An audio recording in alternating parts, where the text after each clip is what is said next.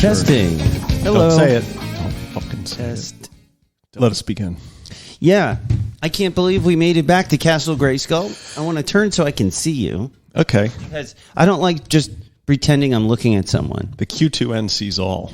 Didn't we used to sit across from each other at the store? We did. I spent like a year and a half staring at your balls. Yeah, it was great. Because you were on a high seat and I was on a low seat. I kind of liked that. I know you did. I liked across the table. Mm-hmm. Across the table right next door, down the street, across the field. Right. Here we are. All right. Well, so we're doing this one. We're doing this one without a script, which is very unusual for us.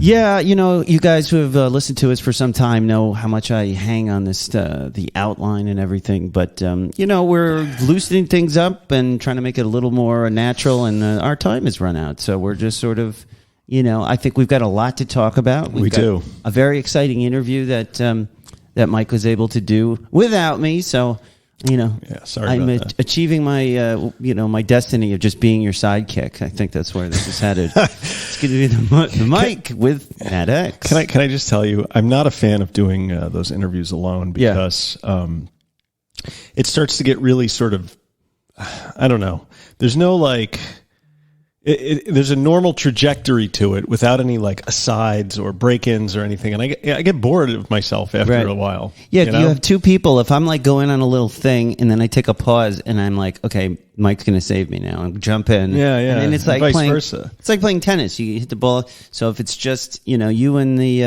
interviewee, but plus this guy who's not like a recovery guy, that's a weird interview, right? Because we're a recovery-ish podcast, right? And this guy is just the history of LSD and psychedelics in America. So it's kind of a weird, you don't know what avenues to go down or what topics to cover and what topics not to cover. But right. Well, I think when you look over our body of work, the way we've kind of, been exploring all these different things, I feel like, learning about the history of psychedelics in America kind of is on brand, I think. I think it is. Which is, plus, he's the host of the Grateful Dead podcast, the official podcast of the Grateful Dead. That alone made me want to send him an email. Is it the Grateful Deadcast? Yes. It's the Good Ole Grateful Deadcast. Good old, right. Dave talks about that all the time. Yes, that is the official podcast of the Grateful Dead, and he speaks to various luminaries of the psychedelic world and of the Grateful Dead world, and it's all very exciting. And if you are, and as I alluded to in the interview, he's been called the Ken Burns of Deadheads. So his name is Jesse Jarnow. Jarnow. Who is Ken Burns? Are you shitting me?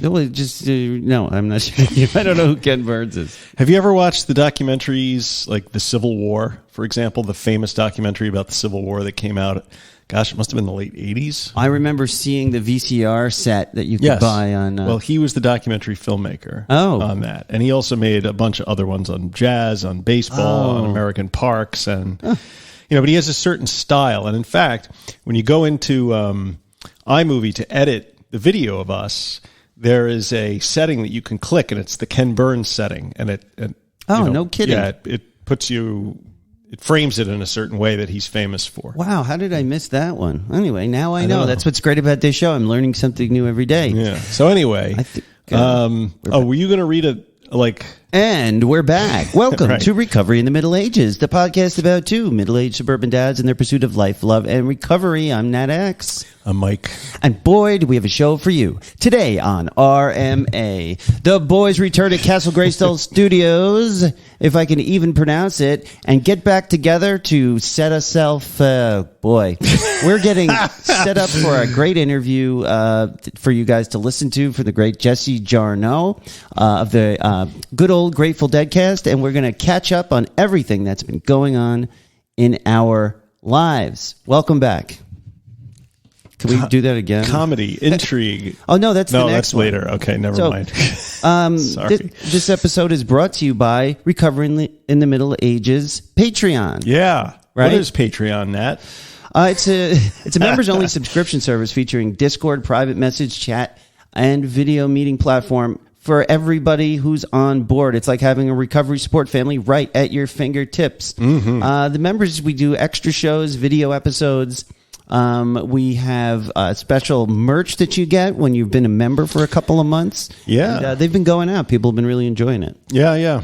And the Discord conversation has been quite lively of late, even though with the insane manic end of the school year and everything else that's been going on, I have not been attending to my Discord duties as much as I have in the past. And for that, I sincerely apologize. Yeah. It's we've both been super busy, but everybody's busy. You know, it's just great. Like on my phone, when I get a message, if one of the Monksters is chiming in, it just pops up on my phone like a text. Even. Oh, yeah. And you just kind of jump on and right. we have a good morning, and not only that, it's just a good time for everybody. Sometimes I come on there and I just need some support, and I'll say, having a rough day, and people jump in and make me feel better. So go to patreon.com/recovery in the Middle Ages to learn more and sign up. Awesome. Yeah.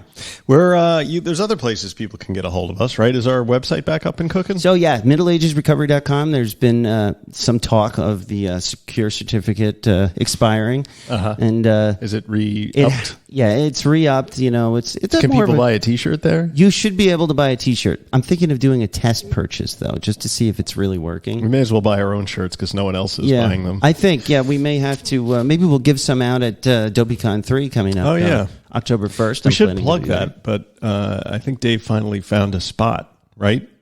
For our ad? No, for DopeyCon 3. Yes, he's got a venue. I forget what it is, but check on Dopey Nation or dopeypodcast.com to find out. It's running on all cylinders here today. Lovely.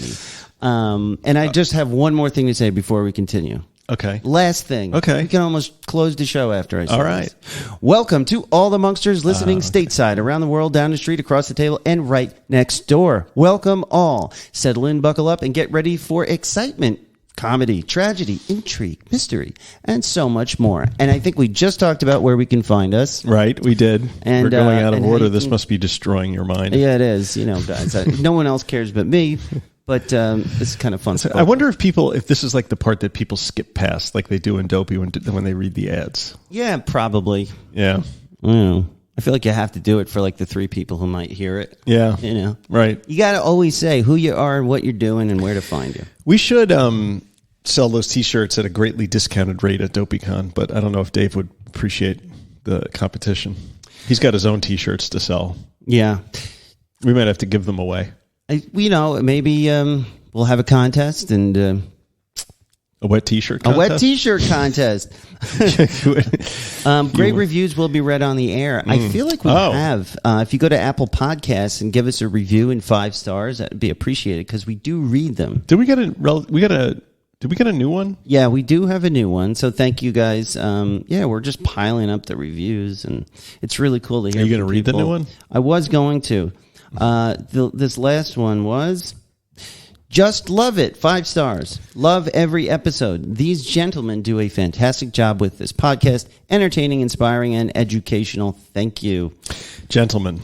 They don't know us very well. Yes, I haven't frequently been referred to as a gentleman, but I'll take it. That's my dad. Yeah. My dad is Mr. Ross, right? That's right. Don't call me Mr. Ross. That's my father. That's my father. You could also tell us your story. I think we've actually got a really great email to read. Oh, we got a couple. Listen, we got one email from a fan in England. He's an American from Texas who moved to England, and he wrote this email that it's so long. I was incredibly blown away by the amount of thought that he gave to our podcast that he could write an email so long that I was like, oh my God, I have to read this entire thing. And I read it and I responded to him, but there were a few things that I didn't quite touch on because I just didn't have time. And I said we would address them on the podcast. So we're going to get to that. But the other thing is, and I keep forgetting this, and I think you keep forgetting it too. What? But you remind me sometimes. We have a hotline. Oh, yes. Right? And the hotline is, I check it every once in a while, but usually Google gives me a notification. Yeah. That, thank you. It's 516-888-6297. The RMA hotline. The RMA hotline. We won't You can answer. call. Yeah, it's not like we're not like a suicide prevention line or anything. No, please. Or we can't refer you to your local AA meeting there. But if you call and you leave your story, we'll play it on the air, like we're about to play one. But you get 3 minutes, right? Yeah. So you get about 3 minutes, or you get cut off, and that has made some people sad. Yeah, very sad. So just condense your life story into 3 minutes. That would be great. Or call back. It doesn't matter. It's like Google thing. It's a Google thing, so it's free. But Google did send me a note this week saying they were going to pull the number unless I logged in. Oh. So I logged in and I discovered that we had an email sitting there, a voicemail, or a voicemail sitting there from April 29th, and I felt terrible that we had, I wonder if this person thinks that we she just probably ignored her. She probably thinks we're so busy and have so many voicemails we couldn't possibly get, but now we've gotten to it.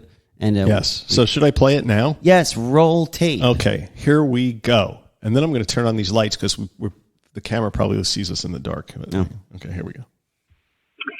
Hey guys, this is Dre calling from Northern California.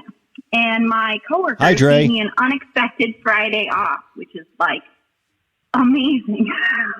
And so I got to drive my 8th graders into school this morning. And my son chose the music, which was a Jeff Rosenstock song. Jeff Rosenstock has been some really important music to me in choosing a path of recovery and sobriety. And one of the lyrics in a song this morning that really struck me was the refrain from a song called The Shit That You Hate. And the lyrics are, hang on to your hope. Sorrow don't fix no problems. And man, that just hit me like a shot to the heart this morning. I just feel like I spent so many years using substances and justifying it with my sorrow. And so, just how clear that is, that in that moment when you don't have any hope, justifying your decisions based on the sorrow that you feel, like the sorrow is totally legitimate, but choosing these hopeless, substances or relationships or addictions of any kind, really aren't going to help you feel better. So that's what choosing sobriety is for me. It's like recovering the hope for the journey and the willingness to just show up in whatever the moment actually is. And I'm just so thankful for you all and the podcast every week. I don't often get to chime in and interact on the Discord, but sometimes I have moments where I just need to read through those comments and just feel that connection to the other people. That stuff is also golden to me. And I know that there's a lot of Buddhism and Presbyterianism coming from you all, but I just want to say that RMA to me is the Unitarianism of recovery. We're all just questioning and including each other with acceptance. I love all the relatability of just regular life that you guys talk about, especially as a middle-aged person. We're just doing. And, you guys are just moving us along. So I just want to say, maybe in addition to doing the next right thing, maybe I don't know what the right thing is. So just keeping that in mind of do the next thing that's built on hope. And that's progress, not perfection. Thank you. Man, wow. Man, oh man, oh man. That was a good one. There's a lot of stuff in there, right? Letting your sorrow drive the bus is not a good idea. Right. You know? And how often have we done that in our lives? We've let the bad shit pull us along by the nose ring. Yeah. I usually think about it when I think in those terms. I'm usually noticing fear-based decisions, but also sadness. But there's been a lot going on in my life that that has just created uncertainty and fear. And I'm trying mostly, just this job that I've been been working that I've been talking about how stressful it is, and I'm trying really hard to notice when I'm making a fear-based decision, right? Because it's very easy. Because it's a gut reaction. But what I didn't think about was a sadness-based decision. So it's kind of, another side of the same coin, I guess. Yeah. I mean, sadness and fear are really intertwined with one another, I think. And it's so hard to sort of bring yourself out of that and see your own situation objectively. But, pull back the 30,000-foot view is really hard when you're in the middle of it, right? Yeah. So sometimes it takes a song lyric or something to sort of put that into your head, like right. here. And for those of you who are watching this video, I'm not scrolling Facebook while I'm actually reading along with the transcript of the voicemail, and which kind of screwed me up because one said, because Google Voice has an unusual. Their AI needs a little work when it comes to translation. So, I'm reading this line that said, "Sorrow don't fix no problems, and mayonnaise hit me like a shot to the heart this morning." And I'm like, I'm not sure what that means, but I get it. And the Unitarian approach that she mentioned. I do like that. She compared us to Unitarians. Did she mention the Presbyterian and Buddha thing, or was that an email? Did I just hear that? You just heard it. Yeah. A couple of seconds. Yeah, my head. It's very early for us guys. But yeah, that's very true. And I think that makes me happy because that's what we go for. Like, it's that I'm so like that the message is out there that we're not here to preach on. Like, I share my perspective, you share yours, and but we don't necessarily know if that's your perspective. Yeah, or if it's even true. It's the We don't know journey, shit. Right? This is the exploration. This is like the joy of my life to learn, and I love to be wrong. I hate to be wrong. I love it. I love it. But I'm working on that. I'm working on letting go of the desire for perfection, which causes me and has caused me all kinds of problems over the course of my life. But have you ever been to a Unitarian Universalist church? A little bit of an aside. Like once, when I was a kid, I remember going to it. Did your parents just decide to take you to the Unitarians and see how that would sit? I'm sure. I can't remember what the reason was. I think I may have been like visiting, sleeping over at a cousin's house or a friend's house, something like that. And they go to church and they took me with them type of thing. So it's always awkward when they do that. But I thought it was, my impression of it as like an 11-year-old was that it was too like nebulous, Wow. Yeah. Very interesting. I didn't like how just anything can be, I kind of liked that certain feeling I got from the Presbyterian church where they're like, no, this is the way, the truth, and the life, blah, blah, blah, that's it. And as a kid, I liked that certainty, and I felt like the Unitarian, the way I saw it, I don't see it that way now. I don't see it as uncertainty. I see it as inclusiveness. But yeah, as a kid, that was my reaction. I was like, well, what do they really believe? Is Jesus even the Son of God? Does that matter? These are things I used to think about as a kid. Well, I mean, me too, and that's why we're weird, nerdy people that we are as adults. But, yes. When we first moved here, there's a Unitarian Universalist church in Huntington, a beautiful little spot in the middle of near Huntington Harbor, and we were sort of scouting around for, I don't know, just some sort of spiritual center to sort of give to the kids. And, we weren't really on the Catholic bus. We didn't, and I always had issues with, the Episcopalians because, Henry VIII wanting to marry, not being able to get a divorce seems like a bad reason to start a church, but what have you, that's kind of the Episcopalians being the American arm of the Anglican Church, correct, which is the church that Henry VIII created. Church of England. Right, yes. Church of England. But so we end up going to a service there. And as an adult, who has been steeped in Zen and Buddhism and Vedanta and Christian mysticism and all this other stuff. I went there, and when I left that place, I had exactly the same reaction as 11-year-old Nat did. I'm like, what is this place even about? Like, what? Yeah. And I love the inclusiveness, and I think a comparison of Unitarianism to RMA is not off the wall necessarily. No. But yeah, I felt like there was no center. Right, I couldn't get my head around it, and like you can count on things when you're a Catholic, like that you got to do this, that, and the other. The problem with that, of course, is if you don't really believe, right? That. You're like, why am I doing all this bullshit? Like especially this week has been very, very tough to sort of maintain any sort of Catholicism. This week. Well, what happened this week? But I mean, it becomes very sort of, not to get political, but it becomes very sort of self-evident I don't know, the squirrely underpinnings of certain doctrines, like when where things come from, it's harder to, it's like Yeah. you see behind the curtain as we get older, we begin to understand why things are the way they are. Yeah, I'm thinking of what the Supreme Court did this week, and whether that's really. Anyway, never mind. Yeah. I'm not going down. We're that not road. Discussing Supreme Court decisions on this show. That's a different podcast. Yeah. I could do one of those too, but not this one.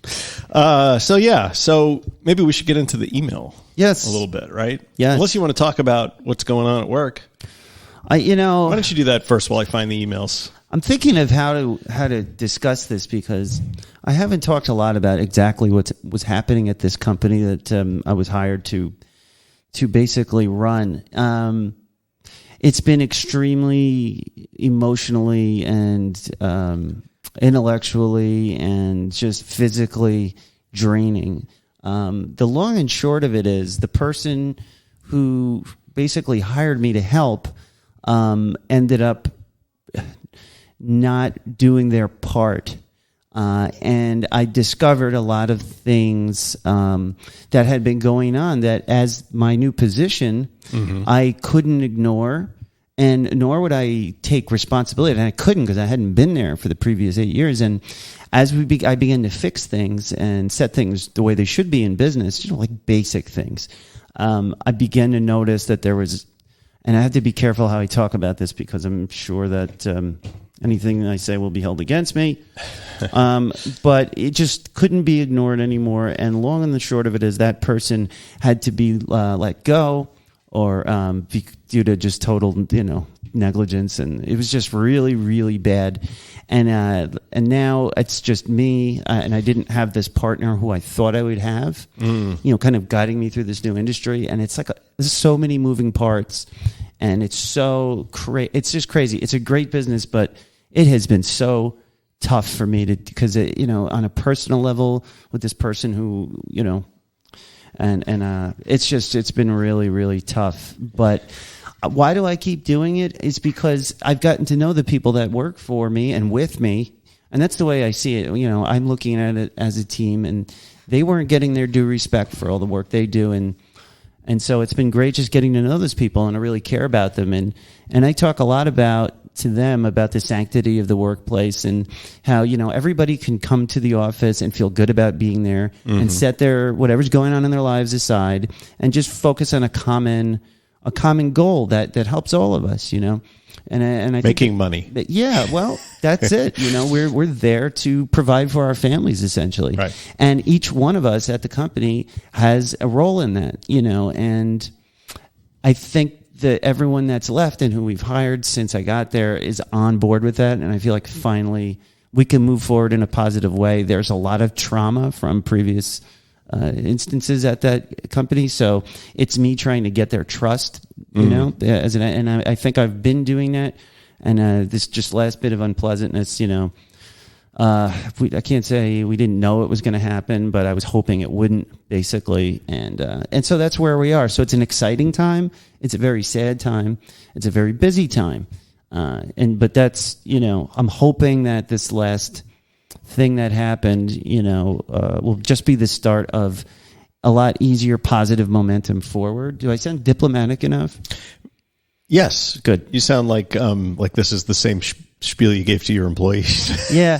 Well, it's one of those things, and you guys out there, I'm sure you've been in these scenarios in the workplace where there's like maybe some personal stuff that gets mixed in, and then so you have to make a business decision that sort of goes against what you might have done in your personal, but maybe not, it's just, man, it's been rough on me. I mean, I really thought I was just going to get this corporate job and, get a check, and now I'm like running the whole thing, and it's so much pressure, and it's exciting. There's pressure. It's scary, and it's also like promising all at the same time. I don't know. It's very exciting. But let me ask you this: what is Nat doing to take care of Nat during all this? You're looking at it. You seem like you're taking care of like the organization and the employees, but what are you doing for yourself? So besides this, I mean, this is good. Yeah, this is one thing. Yes. But I get home from these days, and when I say I've never worked as hard in my life, I mean it. In other words, I get there at 9:30,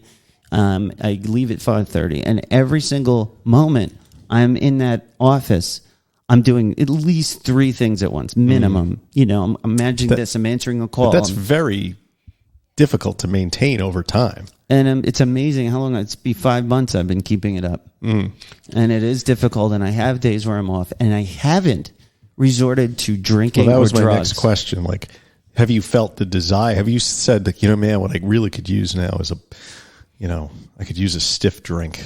I haven't, but which is amazing. And I'm trying to think if I ever really have, like, being completely honest with myself. And I think more often than not, I think to myself, wow, I can't believe I don't want to drink. That's what I think more than anything. So it's not that I don't think about a drink. I think about how I don't want one. It's kind of a glaring, like, this is the time in my life in the past, because I've been down this road. I've gotten these very successfully jobs with lots of pressure, and then I would tank because I would fall back into drug use or drinking or whatever it was. Well, you've basically taken it off the table as an option. Yeah, right? It's exactly. Your brain doesn't even go there anymore. It really, really doesn't. And that's what can happen after a couple of years. Yeah. I mean, all of a sudden, your life is reordered in such a way that to go back to that would just be unthinkable. Yeah. It really is. And then 5 years ago, would you have thought that? No. It's so crazy how your mind, which seems like, I remember sitting there and I read something, maybe it was on our Facebook group or whatever, of somebody who wrote onto the Dopey Facebook group who said, it's unimaginable to me that I could do this without drinking or do that without drinking or be without this, or come home at the end of the day. Like, you can't even get your head around the possibility that could exist. And then you fast forward a couple years of sobriety and you can't get your head around the idea of using. No. Right? I mean, it's so amazing how the brain restructures itself. It's restructured, and in that restructuring, if you're diligent with how your life is progressing, your life changes to a point where you're just not set up to do that anymore. Like, where would I find the time? I don't have the energy. All my contacts are gone. Like, people I would never call.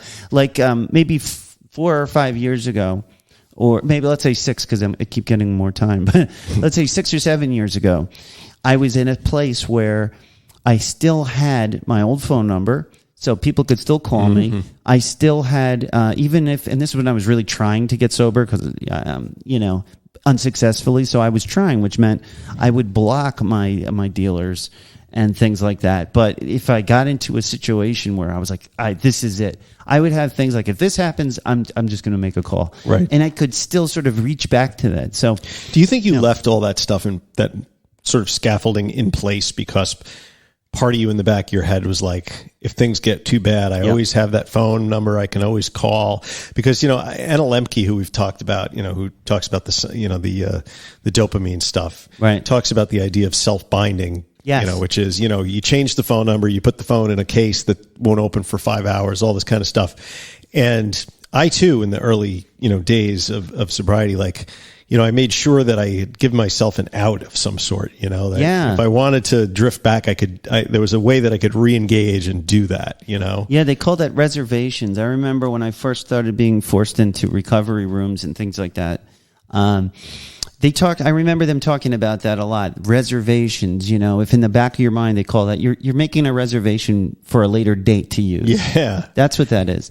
And which, I also kind of think one day at a time is also a reservation for future use. But, I think so. Maybe that's true too. I mean, it's good advice to take things one day at a time, but then you're saying to yourself, the next day I'll do it maybe. Yeah. So it kind of opens you up.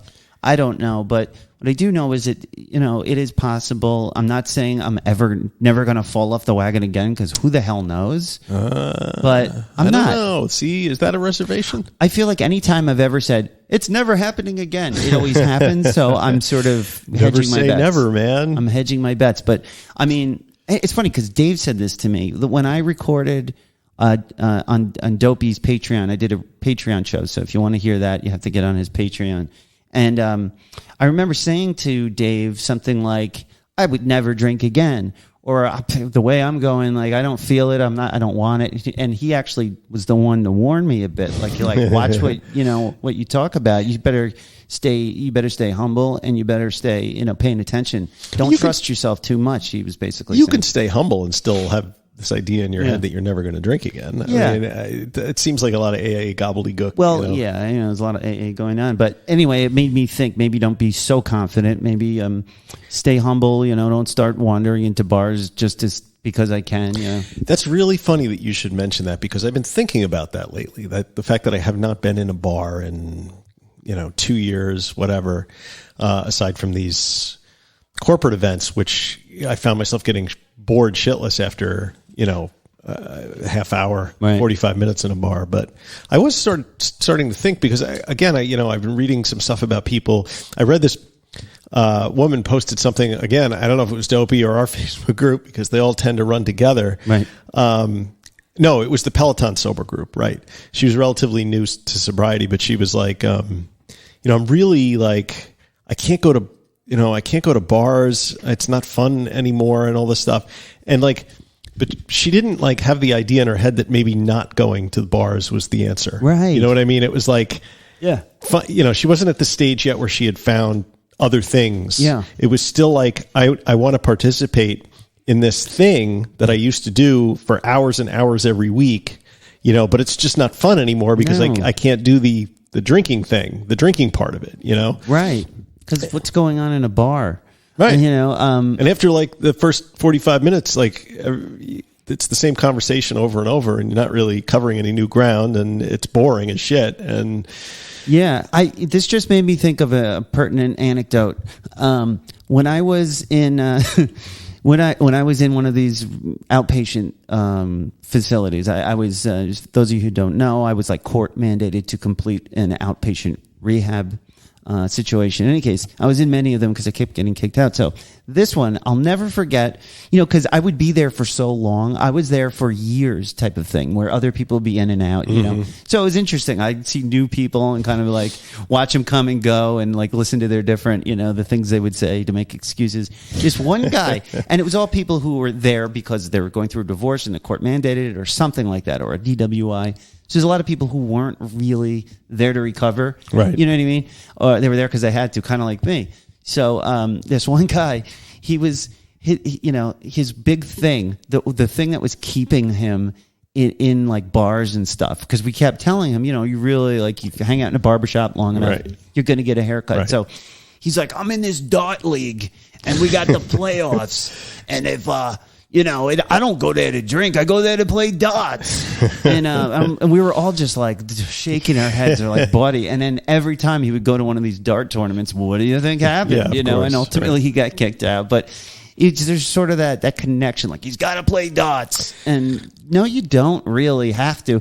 And maybe if you're fighting for your life or your, child or something like that, maybe you just kind of postpone your dart league, because it's a dangerous place to be when you're trying to not drink. Right. It's like, it's this disconnect, Like I used to say, how am I going to watch football if I don't drink anymore? Right. I really thought that was a main concern of mine. Yeah, well, you may... Now I just don't watch football because I don't like it. Yeah, exactly. You just manufacture all this shit in your head. They're excuses and rationalizations and justifications for why you need to continue this self-destructive behavior. And you can rationalize your way straight into the grave, straight into your family walking away out into the sunset without you, People, they cling to that bottle like fucking, they can never let it go. Yeah, and they talk about it like it's a best friend, Right. They used to have us write breakup letters to the drug at different places I've been to. Dear alcohol. Yeah. It's been a great ride, but... Dear heroin, I really love you, but your sister's cuter, stuff like that. Who's heroin's sister? Fentanyl, I guess. His older criminal cousin. So there's that, and it reminds me, how long are we going to talk before this interview? Because guys, we're trying to like sort out the time. Well, we got a couple of things. I got like a. Do you want to do another email? You want to save the emails for next week? I don't care. Let's do another email. Okay. Great. And it's so awesome to hear from the Monksters. It's Mike R. at middleagesrecovery.com. Yeah. And I'm going to do I'm going to save the long one for next week, because we could really get into the... We could do a whole show. When I say next week, I mean next episode. Next episode. Won't be next week, I promise, because it's 4th of July. That's true. 4th of July. Okay. So this one came in from CM, I'm going to call her. I left you 2 incomplete notes via your contact form because I kept trying to create a new line rather than a massive collection of words, but my habit of pressing enter sent my partial message off into the interwebs. Oh, yeah. Normally I'd say fuck it, but I've gotten what I've seen as a nudge from the universe to finally review your podcast and tell my story, forthcoming. So I've left all of the stars on Spotify, but have no option to include notes or words for you. And since you're asking to hear from listeners, and then there's like the ellipsis. Ellipsis. Yes. I quit drinking alcohol over 14 months ago. Awesome. Relying on Quit Lit and alcohol-free podcasts for tips and tools, I found RMA after hearing Nat's interview with Annie Grace on This Naked Mind podcast. Nice. Thank you, Ms. Grace. So sometime in April 2022, I started at the beginning and have been out of sync, but there have been tiny little weird coincidences along the way. I listened in the car driving between my teaching gigs and found that I quite enjoy having your company. The first weird coincidence was after a night out to a local brewery for live music. When I asked for alcohol-free options, I was offered kombucha or root beer. Thinking I've never had kombucha, and after confirming it wasn't hard, as in alcohol, had alcohol in it. Because there is hard kombucha, so if you guys are drinking kombucha, always ask, right? I tried it. The next morning, the episode that queued up was... The kombucha. Yes, the kombucha episode. That's fun. Another bit of weird was on Father's Day 2022, when the next episode coming in my ear holes was your Father's Day 2021 show. Oh, cool. Nice. Although I'm not sure how I feel about being a monkster, here I am, a 45-year-old married woman, child-free by choice, living in the Chicago suburbs. That's our exact target market. That's so cool. Fairly new to sober life and somehow relating to 2 middle-aged dads. Yeah. Yeah. Who knew? We're so related. We're very relatable. I always hang out with the wives when we go out on to these group hangouts. Do you really? I always end up like hanging out with the wives. Says something about me, I think. But you know, your kid likes hanging out with the ladies too. Yeah. Who knows? That's interesting. Listening to how you guys are out there navigating suburban life gives me a refreshing perspective. I feel like I've got new sober friends. I was already endeared to you and loving what you created, but when Erin made her first appearance on the pod, I knew I would be a long-time listener. We got to get Erin back. We got to get Erin back. I miss you, Erin. Yeah. So thanks. Thanks for being real and for being funny. Your content has been a valued addition to my sobriety toolkit. In peace and good health, CM. So CM Punk, thank you. That's nice, right? Yeah, CM Punk, by the way, is the name of a professional that wrestler, and that's why I said that. Okay. Yeah, no, because I'm a nerd. Thank you so much for writing. I think it's the coolest thing. Like, we made all those episodes like crazy. Like, we went nuts every week, pandemic crazy. We were definitely pandemic crazy. I was on fire because, I didn't have much going on professionally.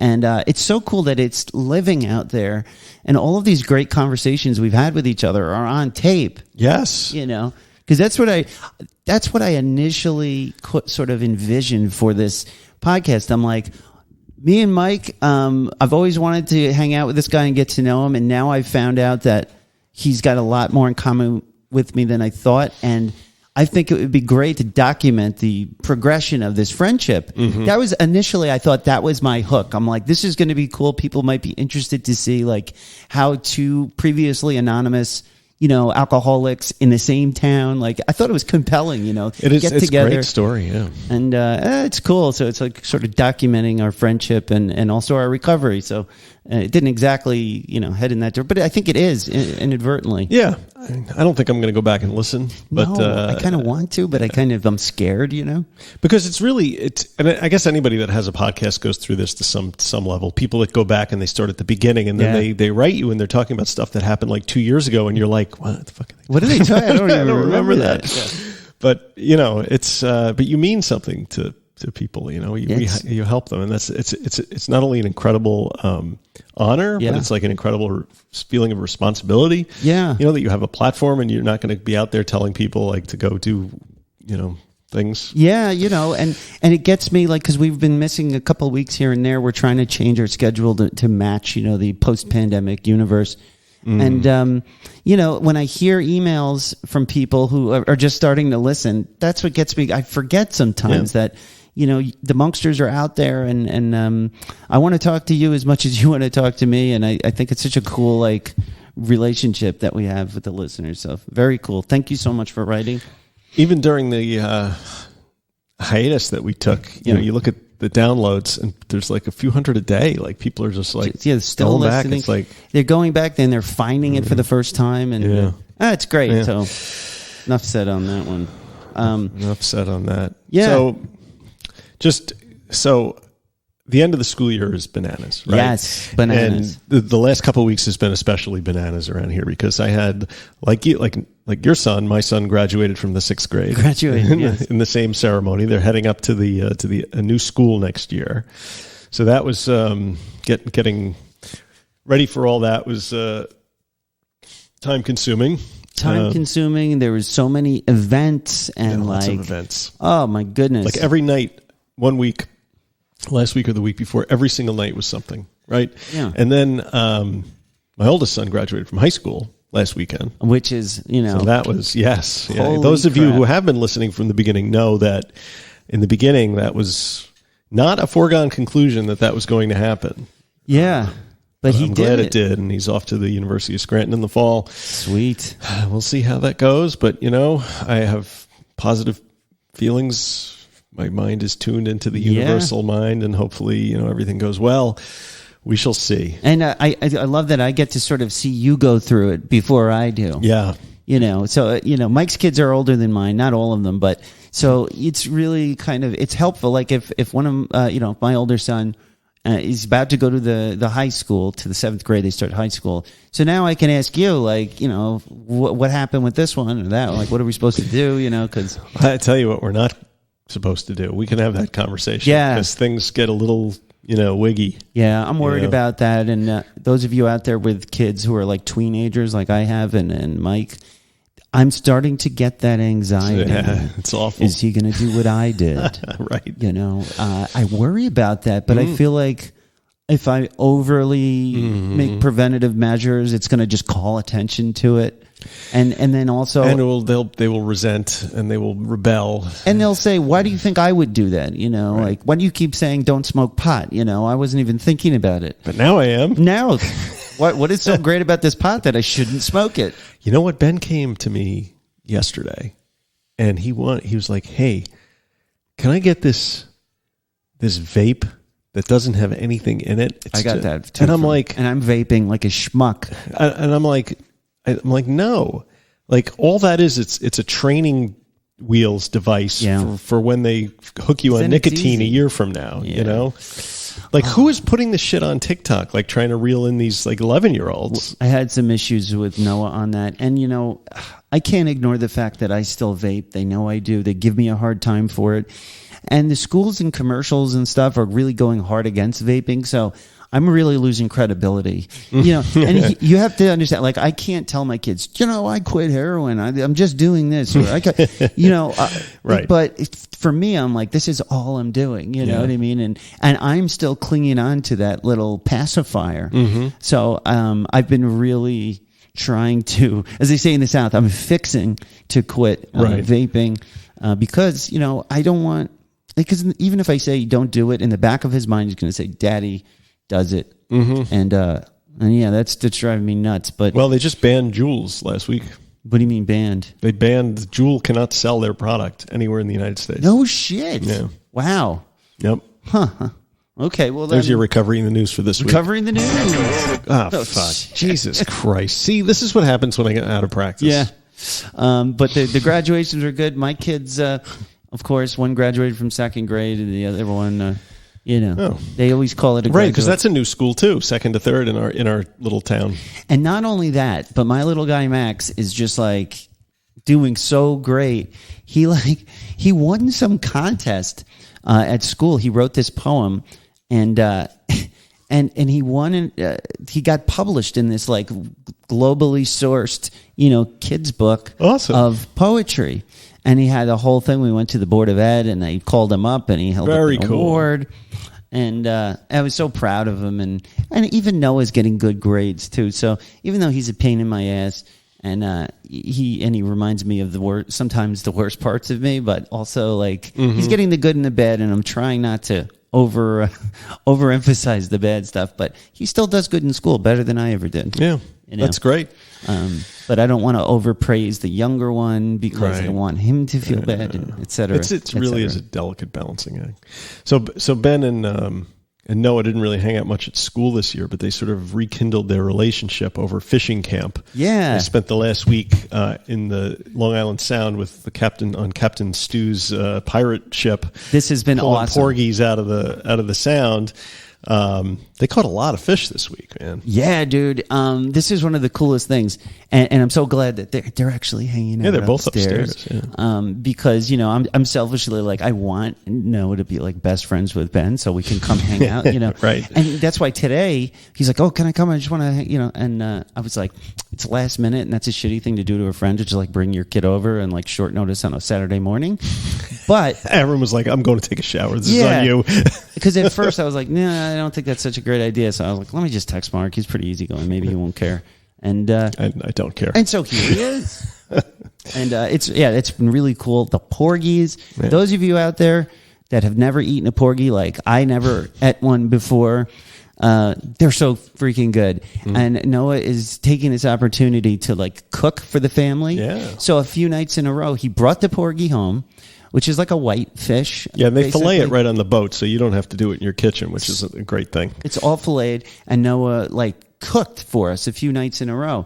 I took pictures of it. He just put tons of butter on these little like fillets, and he did the oven and made the rice. I helped him with the rice, and it's just like I can see the satisfaction that he was getting. Yeah. And he would say, "I caught it, I ate it, and I cooked it. I'm Right. providing for the family." That's he right. said. That's awesome. Yeah. And then that's been really great, and it's so cool that they're getting to hang out. Yeah. I'm hoping in high school that they'll be better buddies, or they can have more time to chill. Yeah, that would be great. I'm just trying to not overly push it because I know that'll, Right. if he knows, Right. then he'll be like, "Oh, Dad wants me to do this." Yeah, fuck that. Right? I'm not doing that. But yeah, it's been really cool. So things are going along. The kids are in camp, and we could catch up with you guys all day. There's so much going on in our lives, and I'm sure there's so much going on in your lives. Yeah, let us know. Put it on the Facebook page. Yeah, join the Patreon and hop on into that Discord. Yeah, $3 a month. Yeah, it's a good time. We're all having fun. I got to buy like video equipment. Yeah. We No, I'm talk kidding. about serious stuff, and it's a lot of fun though. But I think now would be a good time to intro. Yeah, let's take a quick break, and Yeah. then we'll come back and intro the guest. We'll be back after these words. Let's all go to the lobby. Let's all go to the lobby. Let's all go to the lobby to get ourselves a treat. Delicious things to eat. The popcorn can't be beat. The sparkling drinks are just dandy. And we're back. I hope you enjoyed that interview because I did we too. didn't. We didn't do that yet. Oh. I got to introduce it first to give it some context. Boy, that was bad. All right, let's start it again. Nah, this is why people like us. Yeah, it is. By the welcome way, back, yes. Noah and Ben are outside throwing those snap poppers, Oh, yeah. great. and you should see the explosives I have in my garage right now. Yeah, for so 4th of July. 4th of July is coming. Yeah. I actually asked a bunch of the Monksters out. And in America, as everybody in the world knows, this is our Independence Day. It's a big, drunken, firework, explosive-laden, celebration. Meat eating of the violent revolt that the America the violence that is perpetrated America against the British Empire. And so, I don't know, historically speaking, 4th of July, it's America. I always think about this movie, Flight of the Navigator, a movie from the 80s, and it starts out showing something from the 70s, and it's like a family in the 70s in a suburb of California, and they go on their boat, and it's just Americana, like the Wonder Years. It's 4th of July, it's the 70s, the family's together, and it's just like, so I'm always trying to recapture or create a moment. And when you try and create a moment, it doesn't happen. You can't, no. But that's what I think of when I think of 4th of July, the beach, by us, and fireworks, and yeah. Well, we have sort of an autonomous zone in a beach, Beekman Beach down there in Oyster Bay, where the cops just sort of open the gates and they let everybody bring all this high-powered explosives It's in. like Portland with drugs. Yeah. You could do anything. Right. And then they won't just arrest sit you. there in the car and watch. Yeah. That's all, And so I take full advantage because the neighboring state, Pennsylvania, you can just drive across the border from New Jersey and load up your car with anything you want, fireworks wise, and Yeah, and you're way into that. It's not me. I mean, like, I don't know if I would do it if it weren't for the fact that I had 2 teenage boys that really are into it. Oh, so they're super into it, and that's your excuse. That's my excuse. Yeah. I'm sticking with that. I've used that one before. All right. At the risk of this show going on forever, Yeah. we should talk a little bit about the interview. And I'm going to have to preface it because it's funny when someone gives you like an hour, right, and they say, I can talk to you for an hour. And there's so much to talk about. Like, what do you focus on? Where do you even start with that? This is why you have an right? outline. This is why, and I had an outline. Yeah. You look at my outline.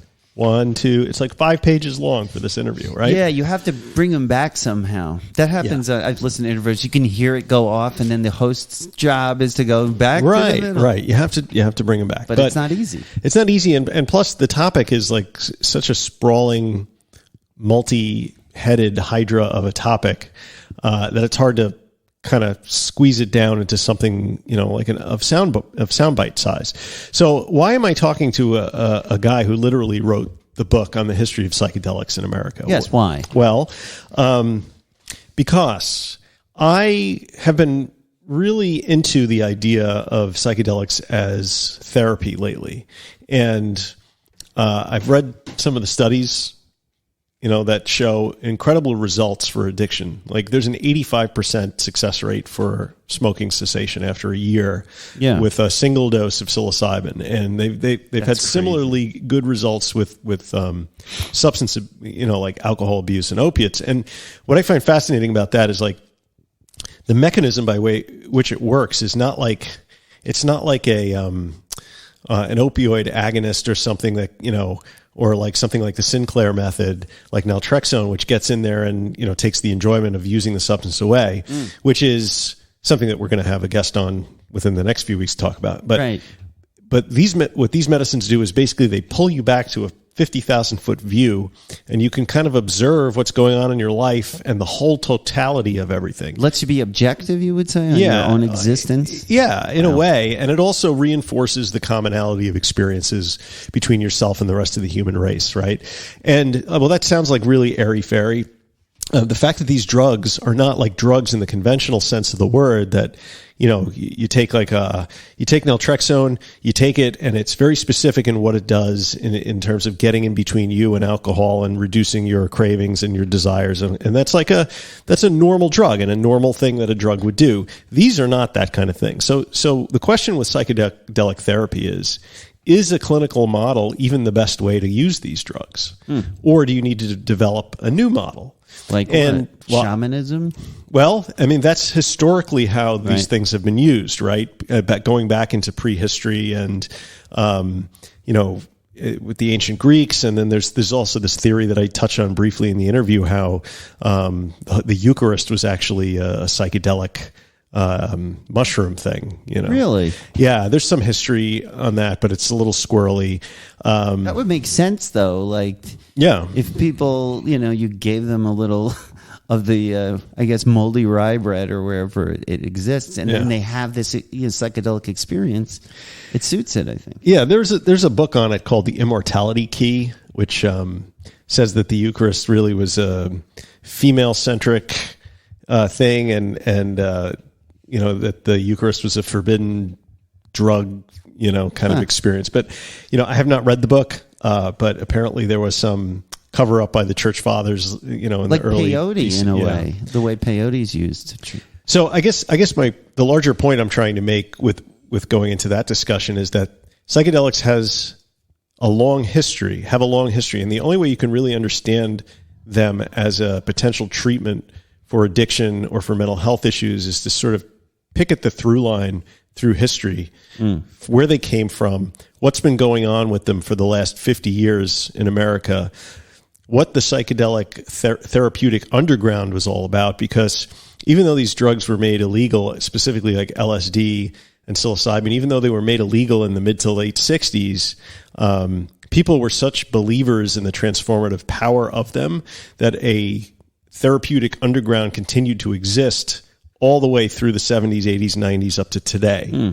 And how much the way that structure developed, how much that influenced what we have today in terms of the way these drugs are being studied and the way they're being applied is something of interest. And Jesse Jarnow, who literally wrote the book, probably the only book that traces the through line of psychedelics from the mid 60s through the present day, impeccably sourced stuff.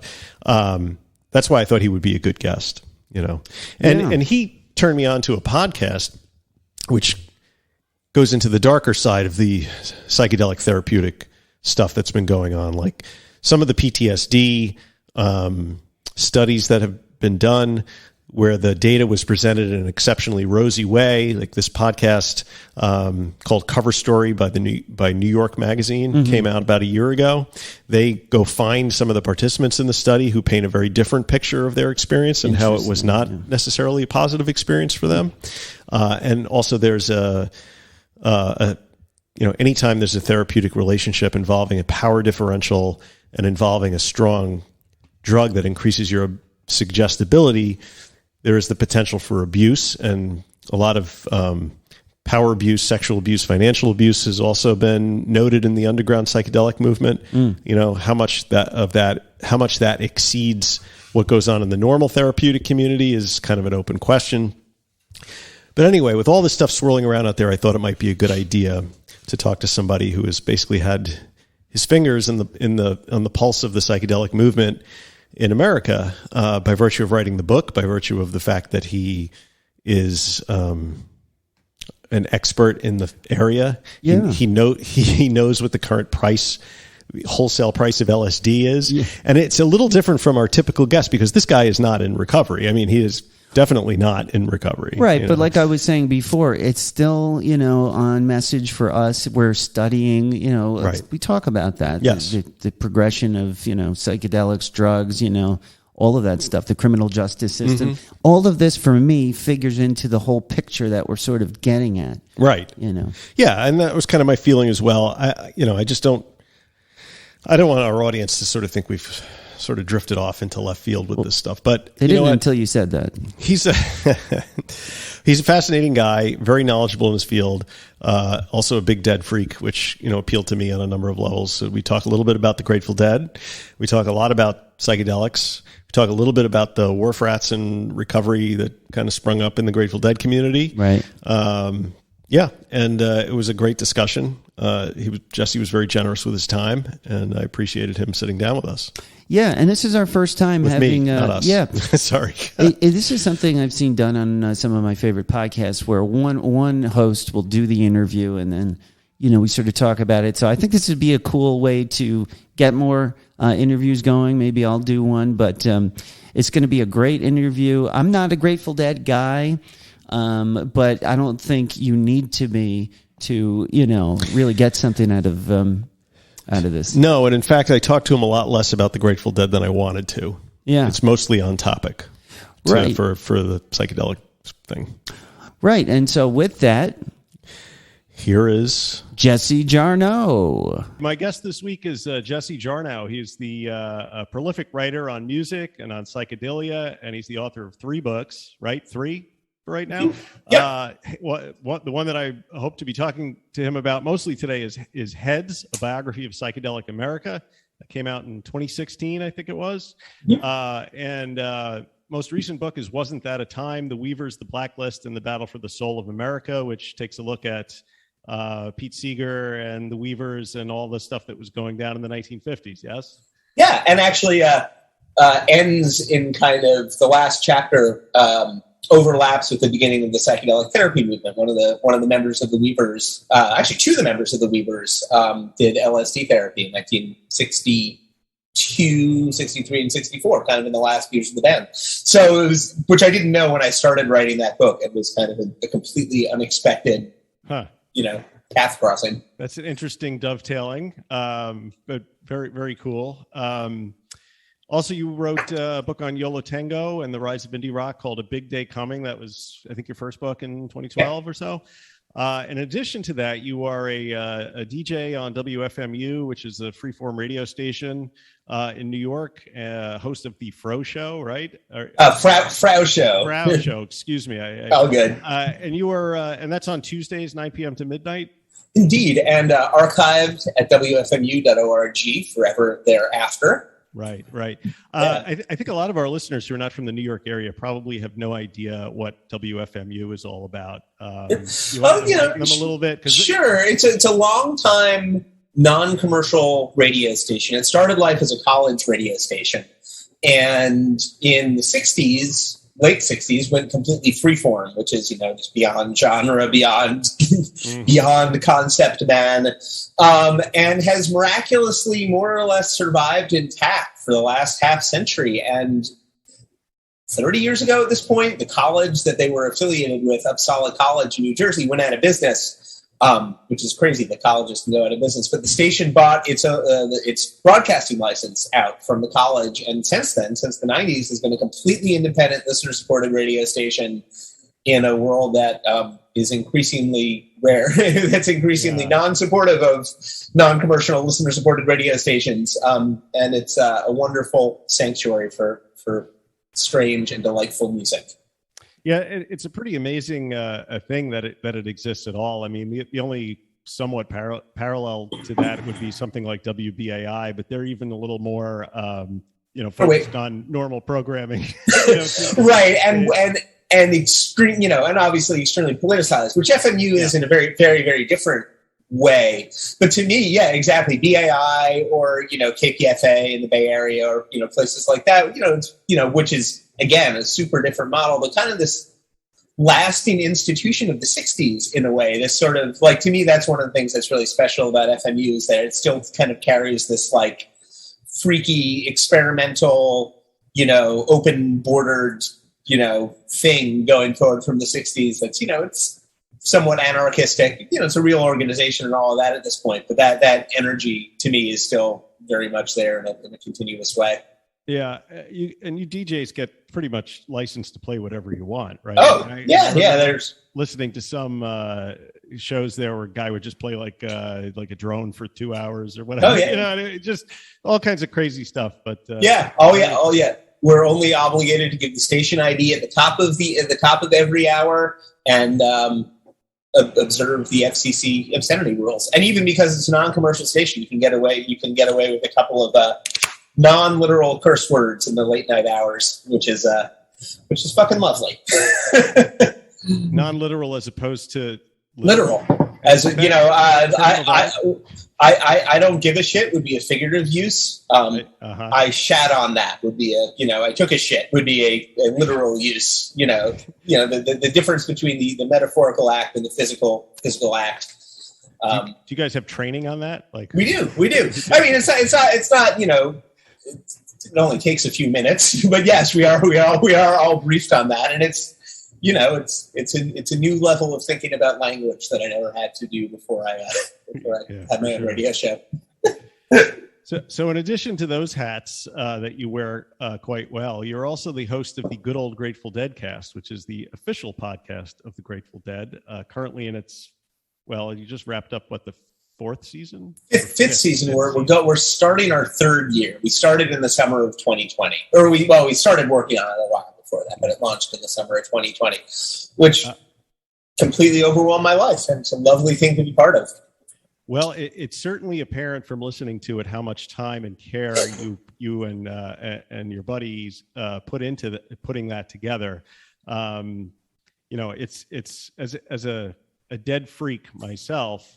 I've been enjoying it immensely, and I think I was listening to you on a podcast with maybe O'Teal Burbridge, who's the bass player for Dead and Company, and he described you guys as like the Ken Burns, the Ken Burns of Deadheads, which it definitely seems fitting. I mean, there's the way you sort of run down all the details and go off on tangents, and it's sort of like the way you have the mind of the Deadhead Works is completely encapsulated in that show. It's really enjoyable, enjoyable. Thank you. Less free jazz erasure than Ken Burns, but we're going for it. It's a great honor to be able to do that and to have a reason to get as granular as we've been getting, kind of build on the shoulders and build on the work of decades of dead freak journalists that came before us. Well, I guess you're somewhat lucky insofar as, like, when it comes to the Grateful Dead, there is no shortage of source material available, both on the audio front, and they were sort of pretty good record keepers, I would imagine, in addition to being, recording just about everything that was ever played. But yes, some of that stuff, the record keeping is a little more disorganized than the music recording end of things, but it's still a fun ocean of stuff to go swimming through. I don't doubt it.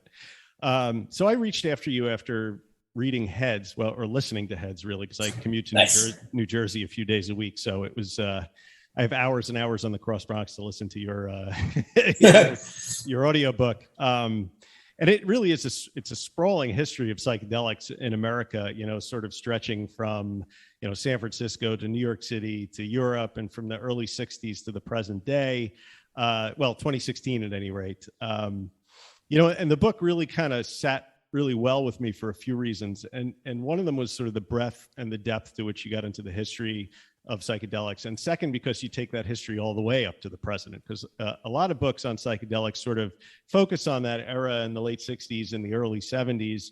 But you sort of trace the through line through the last 50 years and tie together the origins of the psychedelic movement up to the present day, where psychedelics are enjoying a really massive renaissance, which I don't think was as evident in 2016 as maybe it is in 2022.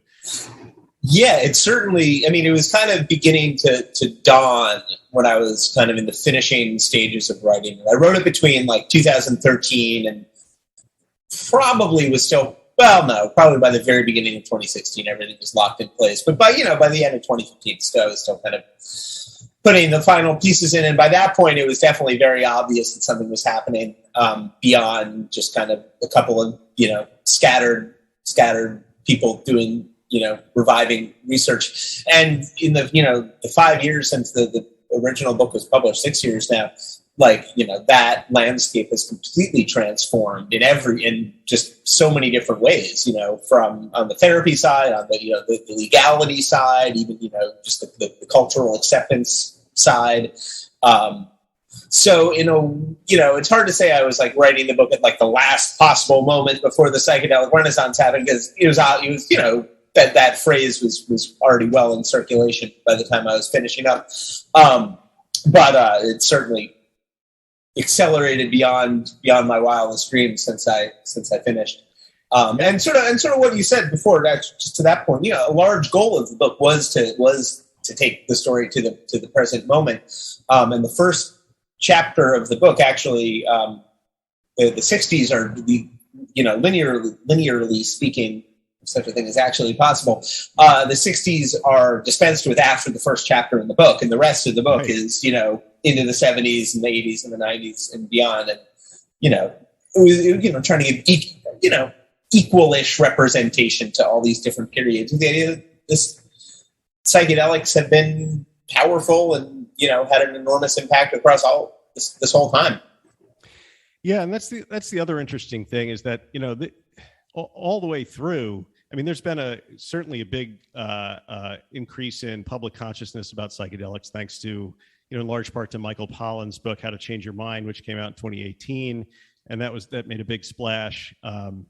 But, there has always been a underground psychedelic therapy movement, and certainly psychedelics have always been around, even during that whole time period. And, there are reasons, I guess, that we can get into why all of a sudden it's become a massive thing in public consciousness. But it's always been there, right? Right. It never went away. And that largely was my interest, and the sort of the scope of the book is really more about kind of, I guess, underground practitioners and sort of these cultures that emerged around psychedelics than it is necessarily about sort of the psychedelic therapy movement. And for a long time, those two things were intersecting. If you were involved in the psychedelic therapy movement, pretty much by definition, you were kind of part of this underground that was, there were a lot of strange allies in that world because of that, because of the let's say alleged criminality of psychedelics in that era. And since then, those two kind of worlds have maybe parted a little bit as psychedelics become a little bit more institutionalized and more formalized and legal, like actually legal. But my interest was very much in in sort of the counterculture that developed around them, and kind of the way these sort of structures and guidelines and other things emerged in this very ad hoc improvisational way over the course of decades. It's almost, in that sense, it's more like the folklore of a culture than it is about, documented medicine, which is more what it's become. But but lots of crossover between those two places, and that blurry space kind of between them is very fascinating to me. Yeah, it is fascinating because on the one hand, you have sort of the narrative of the dominant culture, right, which doesn't really explore too much of these subcultures or allow this in sort of the public historical record. But you also have this weird intersection between psychedelic and pop culture that occurred, in the late 60s for a brief period of time. It's like they touched and then kind of seemingly flew apart, but not really, because there is so much of psychedelic culture that's woven into mainstream American culture that people don't even realize is psychedelic culture. Right. Well, I mean, that is a huge thing about it, is that, really the years 1968 or 66, 67 through, 72, 73-ish, psychedelic aesthetics, separate from the actual substances, kind of this visual culture, this musical culture that kind of emerged around psychedelics, did become the dominant part of American popular culture and global popular culture. You look around the world and you see, advertised and influenced by Peter Max or, things like that. And, the spread of the Beatles, across the continents. And that, I say this pretty early in the book, but the idea of psychedelics spread way faster and further than the actual psychedelics themselves did. Like this idea that there was this pill you could take or this, substance you could take that would transform your mind, that multiplied, that got around way more quickly than the psychedelics themselves did. And that idea has been around for millennia. You can find that on every continent in many countries, that there's these, mysterious substances that, the people before us took. And, which is part of it too, which is a big part of psychedelic discovery of the 50s and 60s. But just the general notion of psychedelics really penetrated culture in the late 60s, early 70s, both the positive ideas of it, this idea of unity and oneness with everything, really. Right. And visually, the way people have visualized these experiences, those things really entrenched in the mainstream, to the point where it's ubiquitous. You look at documents in mainstream culture from 72, 73, 74, and the psychedelic stuff is encoded right in there. I'm a baseball fan. So you look at baseball cards, and you can kind of see just the psychedelic color palette kind of coming into even sports culture like that.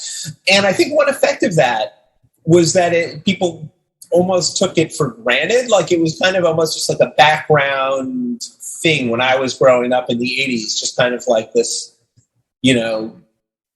just this look that was part of everything, the same way that there could be a 19th century barn or mid-century modern architecture or typography or something like that. It represented this period of American history.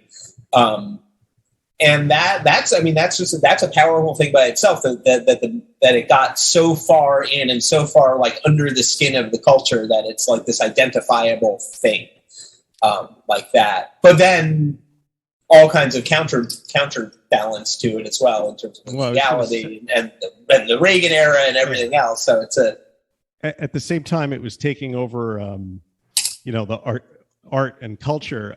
It was being viciously repressed by the man. Yeah, right. The war on drugs. It started with Nixon and carried on through the Reagan era, which is sort of when I was out there doing my psychedelic stuff, on the Dead tours and so on. But we were also very conscious of the fact that there was that the dominant culture, while it was, using the art and that was all represented well, that they were looking to sort of stamp out the psychedelics themselves and sort of remove that from the other part, Right. Yeah. No, I mean, it's always going to be a little hypocritical like that, I suppose. Because I feel like on one hand, the dominant culture is celebrating those things and celebrating kind of the results of those things, but on the other hand is also kind of suppressing. I see, I do see parallels with like gay culture or things like that, where it's where it's a thing where it's on one hand there's lots of celebration of things that the gay culture produced, especially in the 70s and 80s, kind of the emergence of disco and all these other things. But then there's this like extreme ignorance about it, and this the horrible other side of the AIDS epidemic, where it's this extreme, where there's flat out denial and suppression and oppression, where you have both sides of it kind of interacting in the culture of the super positive influence and then kind of the negative conservative side, the conservative backlash against it. And it's, and that's another thing that made psychedelics even more powerful in the 80s, and especially made the Grateful Dead more powerful in the 80s, is that it was this sort of, I almost said unified underground, but it's not a unified underground. It created, but it did create this kind of underground space for outsiders of all kinds. And that got associated largely with the Grateful Dead in the 80s. They were kind of like the mainstream of the psychedelic underground. But it was a huge tent. And, there were psychedelic scenes in the gay dance music underground is another place where there was like a huge psychedelic world. And lots of these different little pockets, and connected by these substances. That was the thing that they had in common, this sort of ecstatic communion with psychedelics.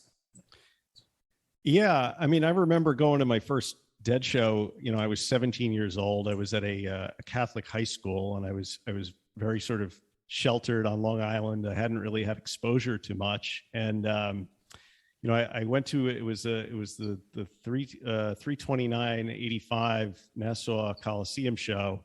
And that was the weird show that Matt Kelly was there and Mickey was whipping drumsticks at him. It's sort of a famous, but those were general. Seen the video, yes. Yeah. So those were general admission shows, right? So I show up in the parking lot with a friend, and I'm like completely blown away by this scene in front of me. I had no idea what this was all about. Somebody gave me a hit of window pane. I took that and I went inside, and because it was general admission, I wandered right to Jerry's side in like the second row, and I just sat down, and then the whole thing just exploded, and but I guess my point is, like, you can travel around the country in the 80s, and mostly what you're going to find is the Reagan stuff and what's going on in the dominant culture. But then you have this show that comes to town, like the Traveling Minstrels, or like the Bread and Puppet Theater, like you went into in your book, and it's just like this island oasis where I wouldn't say there are no laws, but the laws certainly don't seem to apply, and you're just in this environment, and I being from such a relatively conservative background, it just kind of really blew my doors wide open. And that was it. I was right on the bus after that. Like, it didn't do anything beyond that, Yeah. I mean, the term that I guess I learned in college sometimes is a temporary autonomous zone, which is a phrase by the theorist Hakim Bey, who actually just passed away a couple of weeks ago. but this idea that, there are these spaces that there's a more or less enough of a critical mass to like separate that temporarily separate that physical space from the laws of the local jurisdiction and kind of create its own gravitational center and its own logic for however long it exists. And, Occupy Wall Street was exactly that. Mm-hmm. Burning Man is that. Rainbow Gatherings are that. Bread and Puppet is that. The Grateful Dead world is very much that. And in a lot of ways, kind of wherever you go and take acid with your friends is kind of that's sort of what you're creating in a way. And, there's some consciousness and intention required if, with only a couple of people to make it intentionally happen. But that notion of being able to have a space that's outside, that's removed, that's, follows the principles of, or doesn't follow the, follows its own principles is a really powerful thing. And psychedelics are a way to create that space mentally, just for yourself, but their presence as an illegal thing, as this thing that you can't just walk into a store and buy, that creates kind of the temporary autonomous zone by itself. These sort of gestures, these group gestures that people are taking part in that are outside that everyday reality. With the Grateful Dead, the concert taping is another sort of boundary of a temporary autonomous zone. These things that kind of just bend the rules enough to open up your mind in that kind of way. And I think when people went to Dead shows, there was enough of that happening in all these different ways. It's psychedelics just being one of them. Another one being kind of the emergence of a barter economy, which psychedelics are connected to. But that really is a lot of my interest in the way psychedelics were able to kind of cast that spell, or one aspect of casting that spell. Yeah, you speak of that in the book, the hip economy and how that sort of exists both within capitalist framework, but wholly outside of it at the same time. What is the hip economy? Well, so the hip economy, as was conceptual, it's a little. I feel like it's a little harder to talk about in current 21st century terms. But in the 60s and 70s, the notion of hip economics is what Jerry Garcia called it. And he described it as basically moving your money around really fast within your local community. That's kind of one way to think about it. And for him, it was the notion of kind of money coming into their community through rock music, which was, in the same, not quite as illegal as psychedelics, but thought of, at least in those years, as kind of, a little bit sort of outlaw. And psychedelics. And it creates this sort of, bubble of money. And, that, for example, Owsley was the Grateful Dead's LSD chemist. He would call themselves the world's LSD chemist, probably. But you make money selling LSD, and then you kind of put that money back into your community. And in the example of the '60s and the hate, that would that LSD money would then go to some of them went to the Diggers, who were kind of this anarchistic organization that would do free food every day. Some of it supported an underground newspaper. It would support artists. That kind of thing. And over the course of decades, that model of basically making money selling drugs and then using that as a way to fund other artistic activities, created this sort of ongoing thing. And that model of it still very much exists. And I think in the 60s and 70s, especially, there was a lot more of a notion of being able to really actually escape from the dominant culture and the dominant economy and be able to kind of run your own little bubble and have your own scene. So the Grateful Dead world, that's, they get money, they give it out to the people who make their equipment or the posters, or, it's a way of sustaining a community.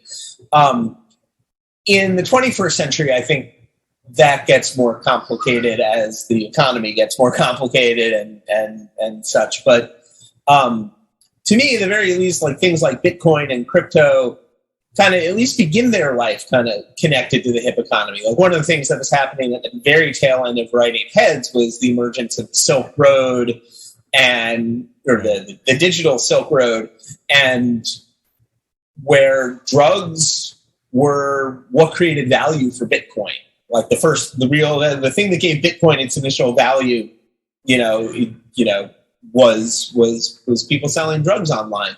And I think that's disappeared a little, still do it for sure, but that's certainly not what is driving the crypto finance market anymore. But that idea that there's this thing that's outside of the mainstream economy, that is almost starting to get institutionalized in recent years Yeah, I mean, and to sort of, look at a parallel to that, I mean, psychedelic therapy also sort of always existed under the radar, even back in the 60s when, LSD became illegal when, in 1965 or 66? Yeah, gradually. I think it was first a state-by-state thing, and then there was a federal one. So 66, 67. October 6th, 66 is often cited as like the first LSD illegality date, which is California specific, but pretty quickly thereafter, everywhere else. Which is sort of what shut down, any of the research that was being done into the efficacy of LSD as a treatment for mental health conditions, right? I mean, there was a relatively fertile period from the late 50s to the early 60s, and then it sort of dropped off the map, and yet it continued underground. Mm-hmm. And something to really emphasize is how big that world was before things got a little upside down and all of that.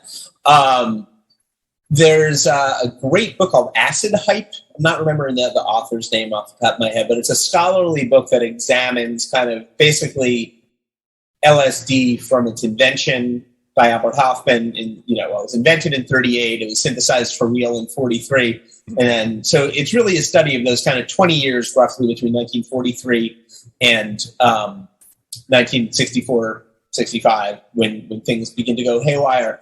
And it talks a lot about how LSD was treated as a miracle drug in the popular press, the very, very popular press, places like Life magazine, lots of national publications, very credulous stories about, penicillin for the mind or, all these kinds of, this is still very much the optimism of post-World War II. America can do anything. The world can do anything. It's, everything is on the up and up. And then kind of over the early 60s, things do start to skew a little bit. And even, leading up to that, moment of illegality, even before that, things were kind of going a little off the rails in terms of research, and how possible it was to get things done in that world. Once people discovered the fun of LSD, it leaked out from those, situations very quickly. And that's how you end up with Timothy Leary. That's how you end up with Ken Kesey. That's how you end up with, a lot of the really bad side products of MK Ultra, the government's, various darker research patterns, that kind of stuff. But those 20 years are really, there's a lot happening in those sort of which is, I think, often thought of as the prehistory of LSD. I think a lot of people think of, LSD in the 60s, but there was so much happening before that, that it's actually kind of amazing that what happened in the 60s was enough to kind of like wipe that out of people's minds, given how mainstream LSD almost already was by that point. Yeah, I mean, the classic story is that Albert Hofmann discovered it sort of by accident, and while working for Sandoz Laboratories. But what was he working on when he discovered it by accident? Was he working on other psychedelics, or was it something completely unrelated? Completely unrelated. I don't remember the exact thing he was working on, but I'm not a science person, but he was not intending to do that. at all. But I guess when he realized, I'm just kind of interested in how it got from an Albert Hofmann mistake to being used. People recognized its potential for being used in psychedelic therapy and mental health stuff, and how it sort of jumped. Sure. Okay. Well, so he had, the story as he told it was that he invented it in 1938, and I don't think it was ever synthesized in 1938. I think it was really just like a thing on paper. And then a few years later, he decided to re-synthesize it, or to synthesize it, I think, for the first time, possibly. And let me turn off. Can you give me 1 second? Sure, quick? Of course. I just turn that beeping thing off. Yep.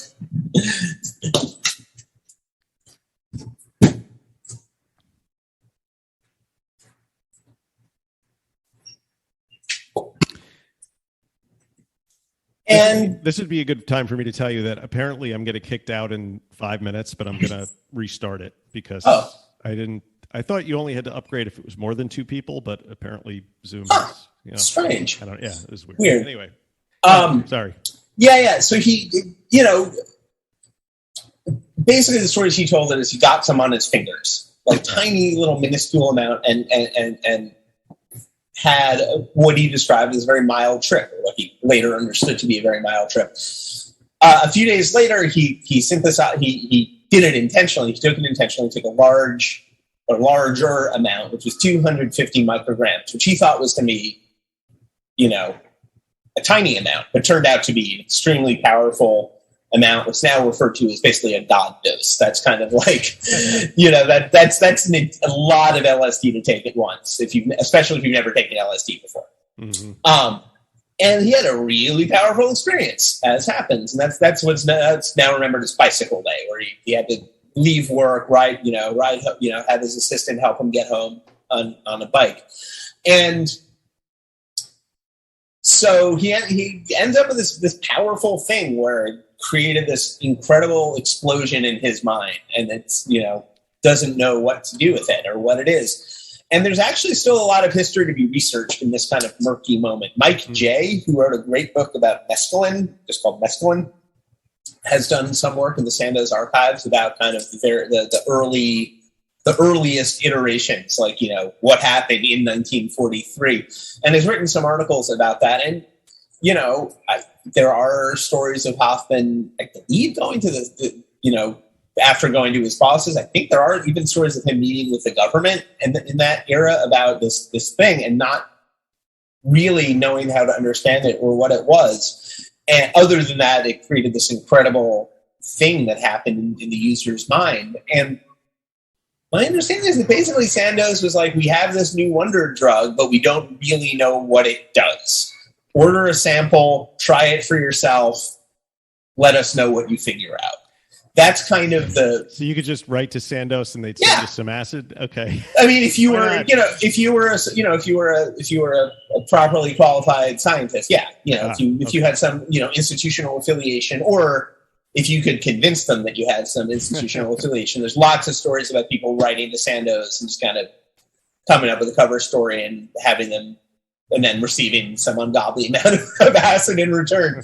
But that was basically what LSD was it was blank. It was, and it turns out that's what LSD is, it's very much what the user brings to it. So if people involved in the CIA are getting involved in LSD, you can kind of guess where they're going to end up going with it, which is, not the same place that a Buddhist trying LSD is going to end up at, or a clinical therapist, or, there's really a range of people who are getting into it in those years, and resulted in this extremely bizarre range of stories that we now know about, like early LSD use. You would think, because the mindset with which you enter into, a communion with LSD or any other psychedelic is so important, that it wouldn't be something that you could replicate over a large number of people who are dealing with like very serious mental health conditions like PTSD. But there are sort of commonalities of the experience, right? That sort of manifest among everybody that takes it. Yeah, well, depends on the dosage, and it depends on a lot of things. But yeah, there are certainly commonalities, but in general, I think kind of the global understanding of LSD now is that it's a non-specific amplifier. Is that it takes what's there and expands outward. So that really is that is the set and the setting part. Is that the set is very much what those pieces that you're starting with, and those are very different for everybody. If you are somebody who's been the CIA is attempting to use LSD as a mind control substance on you, that's a very different starting point than right than taking it with an underground therapist in the hills outside Berkeley, which is another iteration. And that is also interesting because LSD is made illegal in the late 60s. Most other psychedelics alongside that are also Schedule 1, and yet it survives in the underground. Well, there's if you will, and then I'm not sure how the therapy continued as well. Okay, so the therapy, there are a couple of ways. So the therapeutic world, LSD manufacture continued outside of the United States after the 60s. It was still being manufactured in Czechoslovakia well into the 70s, probably even into the later 70s, and other places as well. And I think that those supplies were able to feed underground therapists. And there was certainly a group of people who really believed in LSD therapy, especially in the Bay Area. Leo Zeff was kind of a big one, who weren't about to stop doing it. That was, they had found a good thing, and they were, they were not drug abusers. They were making people better. They were healing people, and they were not going to stop for anything like that. So there's a cool book called The Secret Chief, which is very much about that, the sort of the underground psychedelic world of the 60s and 70s and 80s and 90s, really.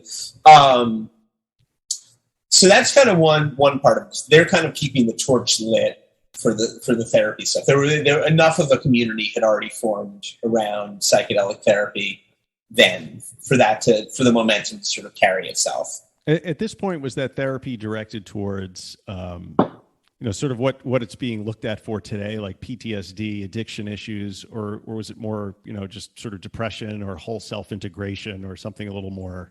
It's all of those things. It was kind of all those things. That's sort of what I mean about LSD being a blank slate when Sandoz first started marketing it. Is that people ended up with lots of different uses for it. There was definitely a big study in Saskatchewan, I think, about LSD and alcoholism. We're talking in the very, very early 60s here, where it did seem like LSD was successfully used in substance abuse therapy. And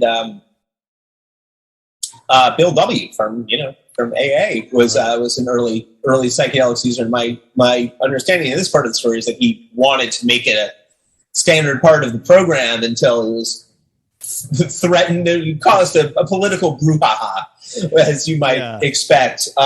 There were some other folks involved in the creation of AA that didn't like that part of it. But when he originally had his, because a part of the 12 steps of Alcoholics Anonymous is having a spiritual awakening as a result of practicing the steps. But Bill W.'s spiritual awakening, from what I understand, was caused by more like a belladonna trip that he had taken when he showed up at he saw the bright light and everything, and that was his spiritual awakening. And so he experimented with LSD later on, and then wanted to incorporate all of that into the program, but they were not really into it. But at the same time is a good example of kind of a psychedelic community or world that existed separate from hippiedom and separate from counterculture and that. One thing that fascinates me a lot about the recovery movement, at least the non-official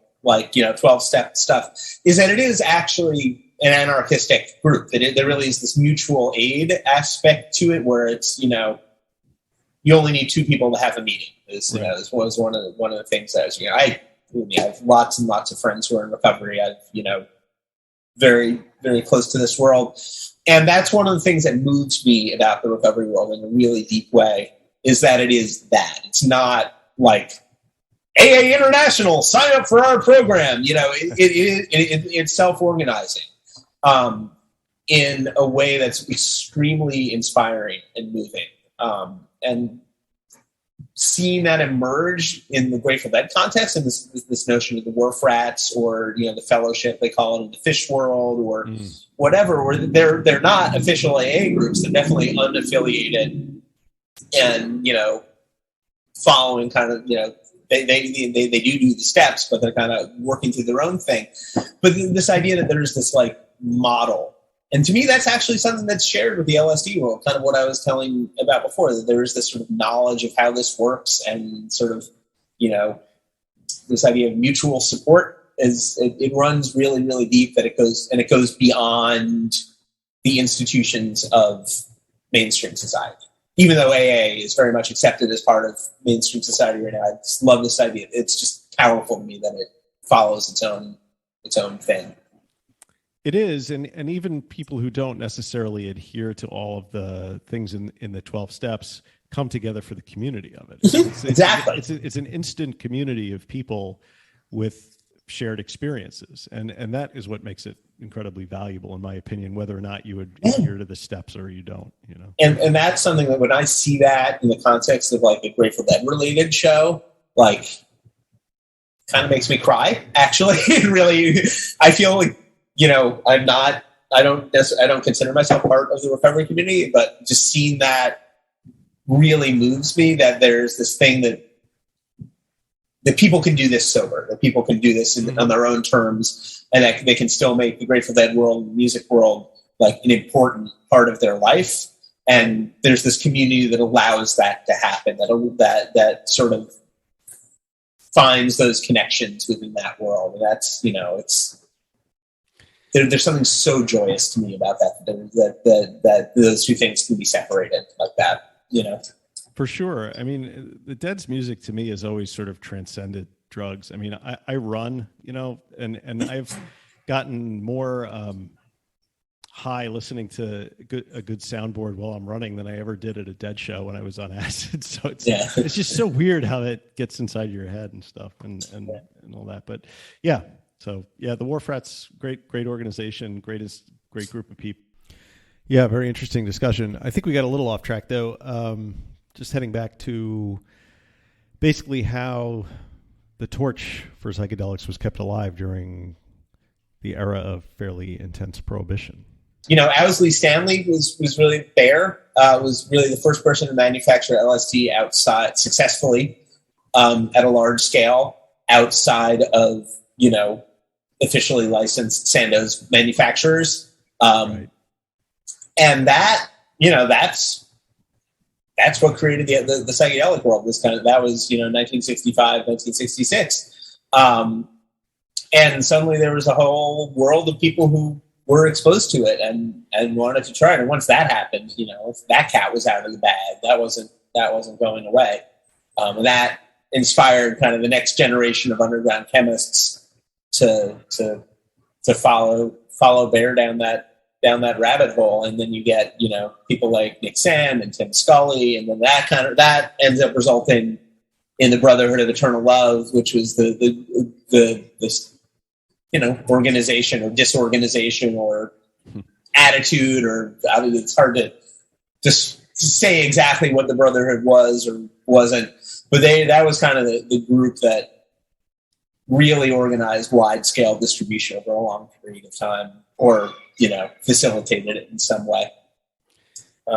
Yeah, and I like how you went into it in the book that this wasn't just a West Coast thing, sort of bleeding east. It was sort of all over, rising up at more or less the same time, and that always seemed kind of weird to me, like that there was this organic mind expansion that was happening simultaneously in different places. I mean, you go into the on the New York side, the graffiti artists who were, in Central Park, and how they were, somehow connected with the Brotherhood and were distributing LSD in New York City during that period. Right. Yeah. No. I mean, seeing the tendrils kind of spread out is wild. But I mean, I guess part of it for me, there was such a long buildup. Like I was saying before, that book Acid Hype.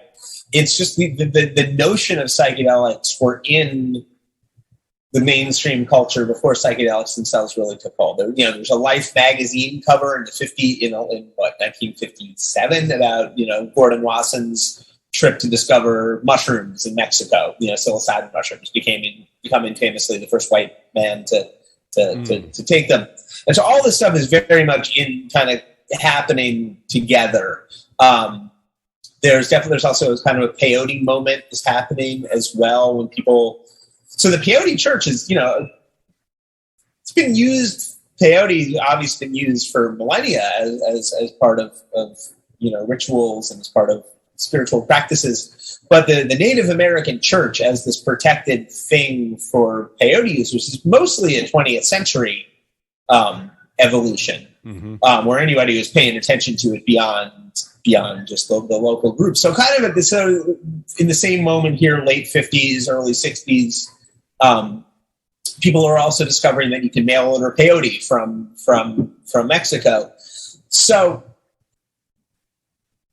it's very much on kind of like the tip of the cultural tongue before the 60s kind of even exploded. The same way that, I don't know, I think of something like virtual reality, where there's just like so much hype for it for so long that by the time it practically arrives, people are ready for it. It's the what do you call it?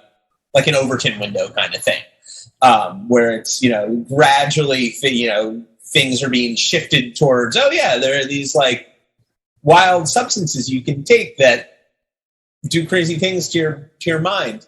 And so I think by the time Owsley comes around and you can actually just go buy LSD in most major cities, people are, almost waiting for it. Like Peter Stampfel is somebody who I interviewed for Heads, he was in the Holy Modal Rounders, who are a great anarchistic folk rock group.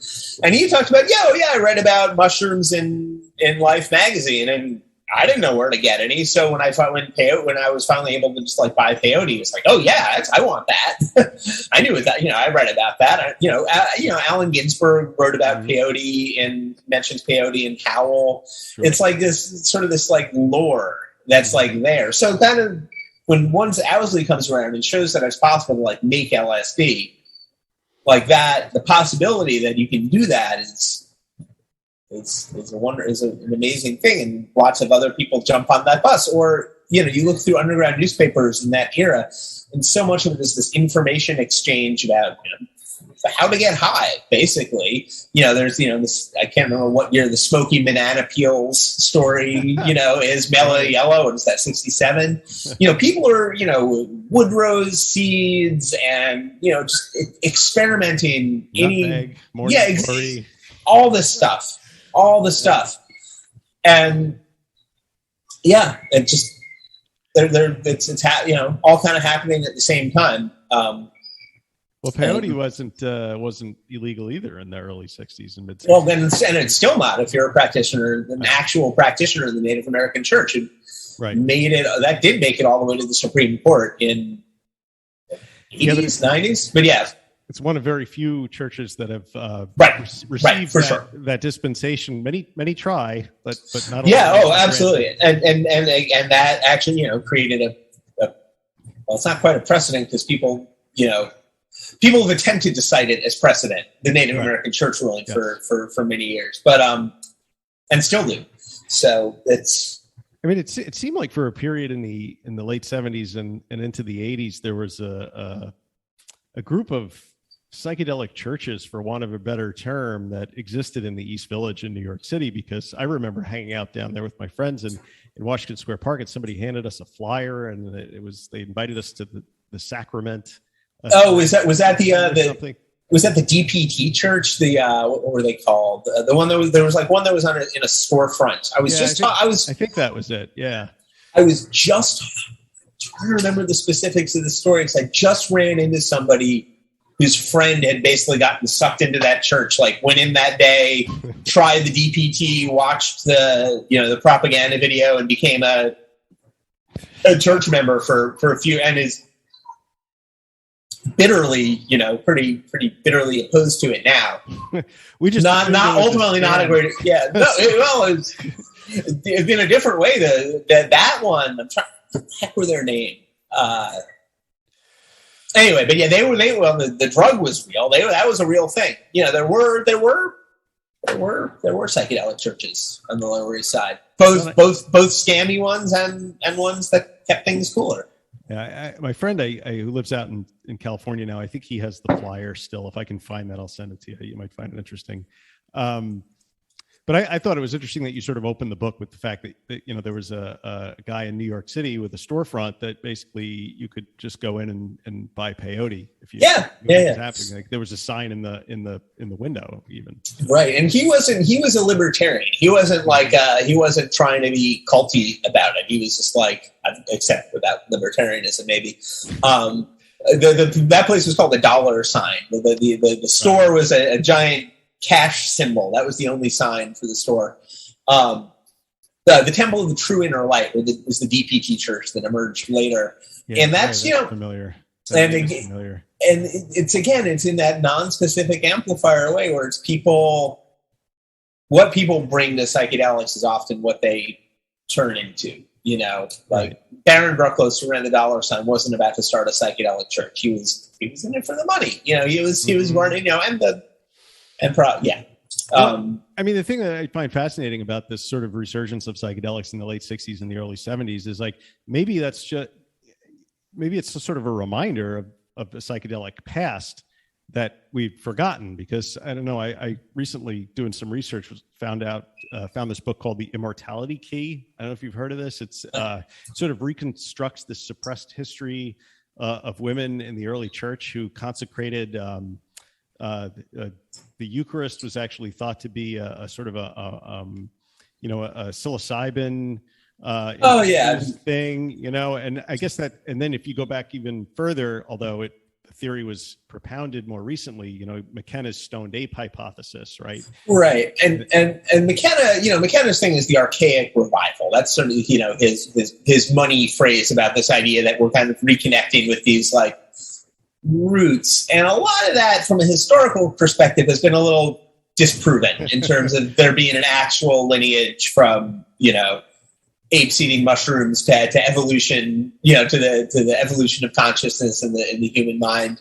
But there is certainly evidence of psychedelic cults in the past, and this idea that when you take them, this is a very powerful idea. When you take psychedelics and you feel like, oh, this is this primitive primal experience that people further back in my culture surely must have experienced this in a similar way to how I'm experiencing it now. And it's hard to say if that's true or not. It certainly feels true while taking psychedelics, but that is also one of the effects of psychedelics, is kind of this sort of seeming breakdown to the simpler mind, something like that, to the clear mind. Well, and seeing the interconnectedness of everything, which certainly is a pretty powerful thing if you have a hard time sort of conceptualizing it without a psychedelic, and which sort of dovetails nicely into why it's considered it's been studied to be a good treatment for certain types of addiction, because there's the saying that goes around in the addiction communities that the opposite of addiction is connection. And what better way to feel that connection than to sit down and sort of take psychedelic. But I mean, it is sort of woven into our prehistory, right? I mean, you just look at the Maya and the Aztecs and the people, of the Americas, but you talk about set and setting. I mean, that's where that becomes sort of interesting, because these cultures always used it as a rite of passage, maybe a youth becoming a man or something. So it's very sort of prescribed or somebody about to get sacrificed. Right, that part too. Yeah. Yeah, I mean, it's because that is the thing. It's our understanding of psychedelics as they exist in the 20th and 21st century. It is easy to project that onto what we now know to be previous psychedelic cultures, to assume that they were experiencing the same things and using them the same way. And I'm sure there's crossover, knowing what we know about human physiology, and, surely some things had to be the same. Mm-hmm. But the cultural context, I have a really hard time personally, actually thinking about that this is how psychedelics fit into, these cultures from hundreds, thousands of years ago. I can't possibly conceive of what day-to-day life was there to the point where I could then also conceive of how psychedelics might shape or affect that day-to-day life. But it's fascinating. Fair point. Really fascinating. It really is, because you think of what Greek philosophers, there's some thinking that they also partook in sacramental psychedelic use, and that's sort of how they developed that. The schools of thought, Socrates and all that. But you're right. There is no frame of. There's no way to sort of, especially in cultures that didn't leave written records, to sort of, put our understanding on them is maybe not the way to go. But it's interesting though, because this is something I was thinking about a lot when writing the heads, is that cultures in the present moment, something that's really important for any culture is understanding its origins and its origin story. And that's what makes something a culture. And so you do get a lot of these groups in the present moment. And I'm not just talking about psychedelics, where it's valuable to them to be able to understand themselves in a historical lineage. This is a weird comparison, but there's a lot of that in Mormonism, for example, just in terms of being able to, connect to your family tree and understanding your genetics and understanding, how all that stuff fits together. And groups really want to research that and find their past and see how their present moment, how things got to their present moment. And that leads to a lot of really interesting research that I wouldn't necessarily say holds up to historical scrutiny. And and again, not just psychedelics. That's in the psychedelic realm. That would be, I love Terence McKenna. He's one of my favorite writers, one of my favorite thinkers. He's such an engaging thinker. But he's clearly starting from the endpoint that he wants to start from in that research. And that, I have experienced the psychedelic revival, the archaic revival in the present 20th century sense. I want to know what history that is. So if you're coming at it from that angle, you kind of see these clues, scare quotes around them. But he's also working backwards from personal experience, which is maybe not the most objective way to sort of get a sense of how it really was, but But at the same time, that can also be valuable, because in Terence's case, he was able to present skepticism along with that. Mm-hmm. The idea that he was then disproven, to me, that doesn't necessarily invalidate Terence McKenna as a person or as a thinker. Sure. he was a prankster, he was a trickster, he was certainly funny about this, which is one thing that I think differentiates psychedelics and that kind of stuff from other pursuits in that way. Is there is this self-consciousness and sense of humor and skepticism, I think, that does come with it, or at least did with McKenna, where it doesn't feel quite as dangerous, maybe in that same way. Though that does maybe take a turn into the very, very present moment of where you now see things like, sort of these right-wing psychedelic movements and moments where you get like that, shaman dude in the January 6th insurrection and where that's a real part of psychedelia as well. And that is, again, that I take back what I said about psychedelic, about what I said a minute ago about, you know, at least there being a sense of humor and a skepticism there, because you do see that kind of same historical attempt to create as history in these very damaging ways that I do see psychedelics being put into that world. There's a lot of writing about right-wing psychedelia, which goes right back to the beginning, which goes right back to Albert Hoffman. It goes right back to, you know, that's there all along as well. This kind of undercurrent of not quite establishment thinking, because it's not establishment thinking, but, you know, patriarchal thinking or older, more dangerous lines of thinking, I think. Well, there's always been a dark side, right? You know, you look at, you know, Manson is probably the most classic example of you know, because you become very suggestible under the influence of psychedelics, and there are bad actors that can exploit that to their own ends, and that sort of brings me up to the present day with some of the problems with psychedelic therapy that the movement's going through now. I mean, you had sent me a link to that podcast called Cover Story, I guess, by Io Tillett Wright, and they sort of took a look at the underground psychedelic therapy movement and, you know, found some patriarchal power abuse going on there. You know, and I thought some of it might have been a little overwrought because, you know, in any therapeutic relationship, you know, there's always been problems with people abusing power because there's such a power differential between, you know, the therapist and the patient. But, you know, they also sort of take a little dive after the sort of sex abuse scandals. They take a look at the financial dark side of the current therapy movement and how, you know, there's a lot of money to be made in this new frontier by pharmaceutical companies who are, you know, out there patenting different permutations of psilocybin and then sort of taking them off the market, sort of precluding research into those areas. And, you know, you talk about like the straight world sort of getting a hold of it and enforcing its own paradigm on top of it. It seems as though that's a real nascent problem with the way psychedelics is heading in this country right now. Yeah. Do you agree with that? Yeah, I absolutely agree with that. There's a thread that I was just looking at on Twitter the other day. What's the name of the company? MindMed, I think is the name of the company. Yeah. Patenting, at least what this hippie knows as hippie flipping.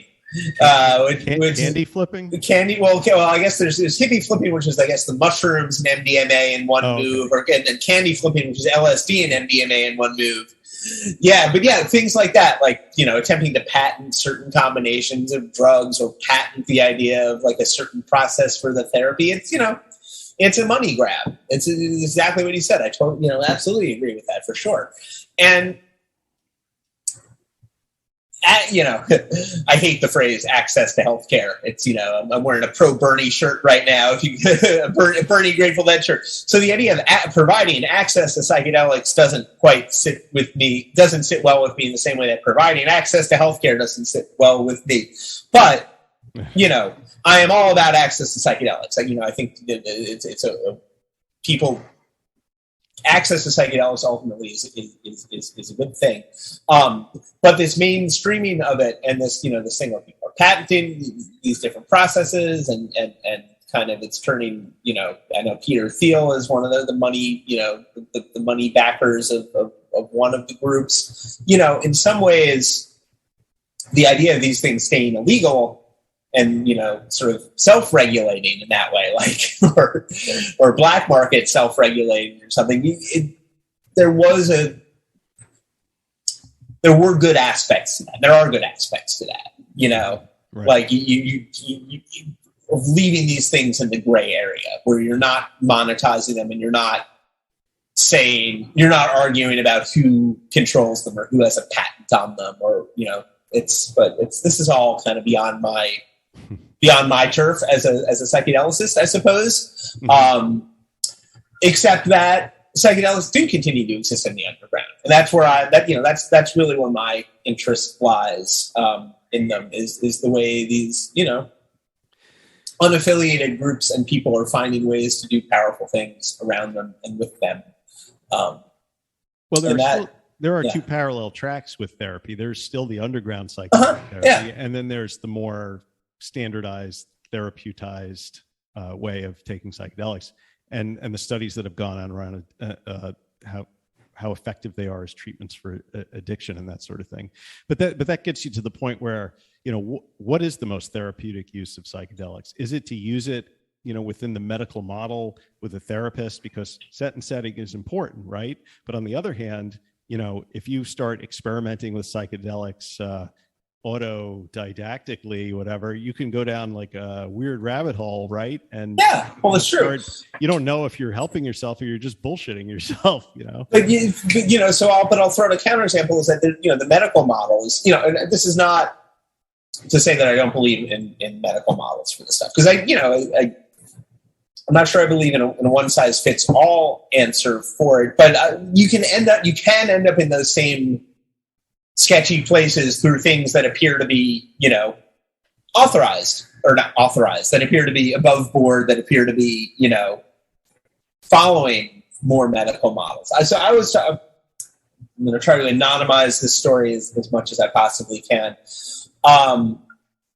Speaking with somebody who is suffering long-term depression, clinical depression, that I know, who did psychedelic therapy in New York, and it was, I don't even remember how they met this person, but it's it's a real therapist, it's a real thing, and I was talking to them about the results of it, and they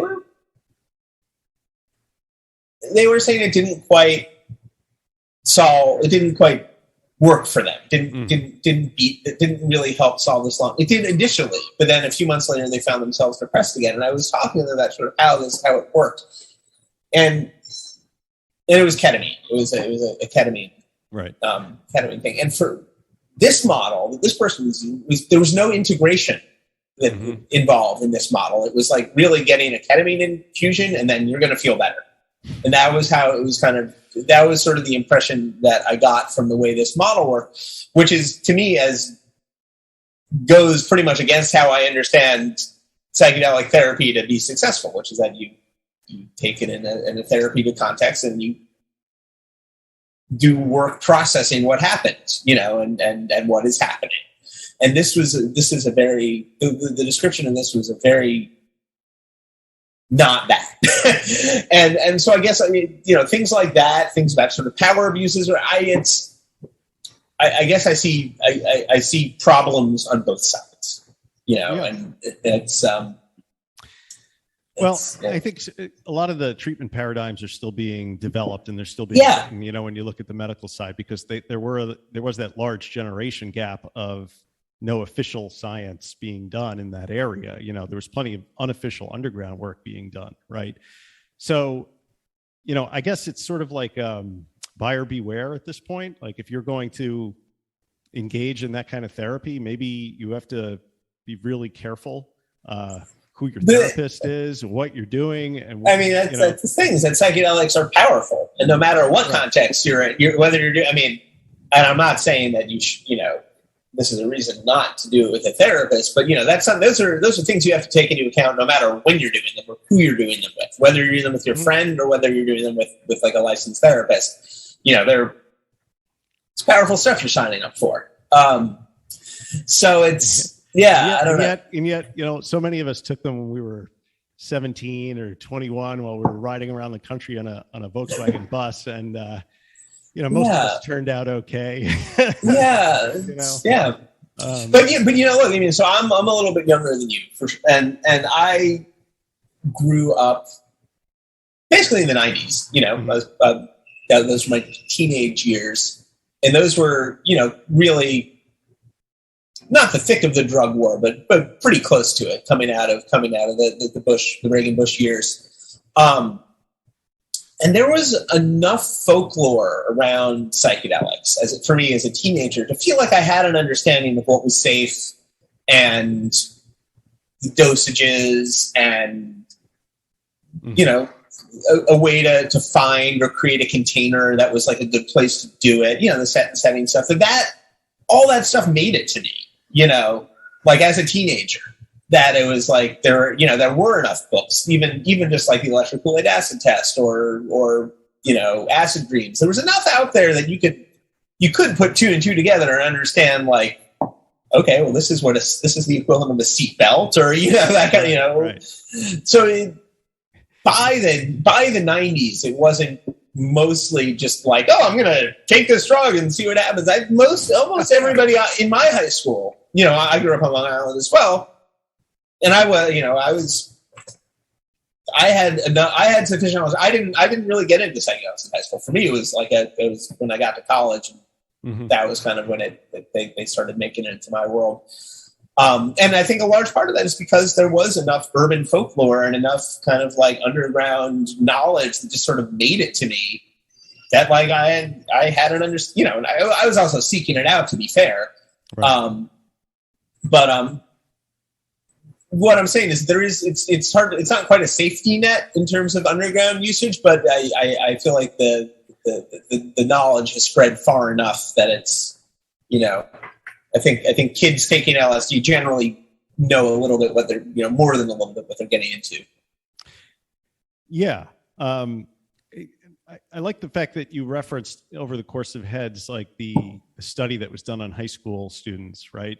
For different years, like what percentage of them had taken a psychedelic drug before they graduated from high school or whatever they were measuring.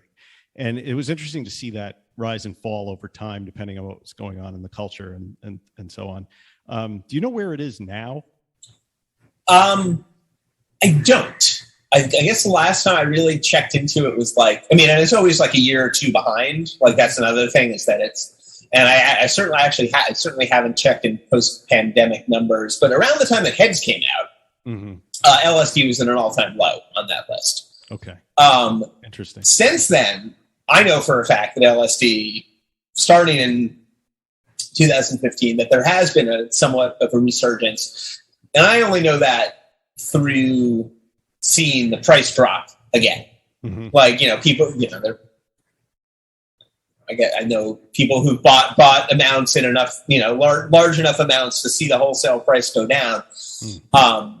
So that does tell me that there is somewhat of an expansion of it since that, one story is that there was the Dead did the Fare Thee Well shows in 2015. And there were stories around them that stuff came out of storage or there were new things synthesized, that there was a spike around that. And I haven't really totally traced it since then. Given what's happening, I do wonder if the age has also possibly gone up a little bit from the high school, mm-hmm. from, you know, the average age of the psychedelic user has maybe gone up from 18, 19 to, you know, being maybe in the mid-20s, something like that, as therapy comes, you know, more and more online. And, you know, I guess I haven't seen as much about ayahuasca in the last couple of years. We haven't even really talked about that, but that was like, at least in New York, that was like a very trendy thing for a couple of years. And that's age-wise certainly skewing higher than high school for sure. That's definitely more of a, you know what I mean? So, I do think the demographics have changed in the last 20 years of psychedelic users. I haven't gone under the hood in those numbers in a minute. Well, you mentioned Mormons a little while ago, and you know, this article came out in Rolling Stone yesterday about how there's, you know, not an insignificant number of people who are leaving the Mormon Church and joining these psychedelic mushroom groups, you know, and see it. Some people see it as an affirmation of their faith, and some people see it as a complete step away.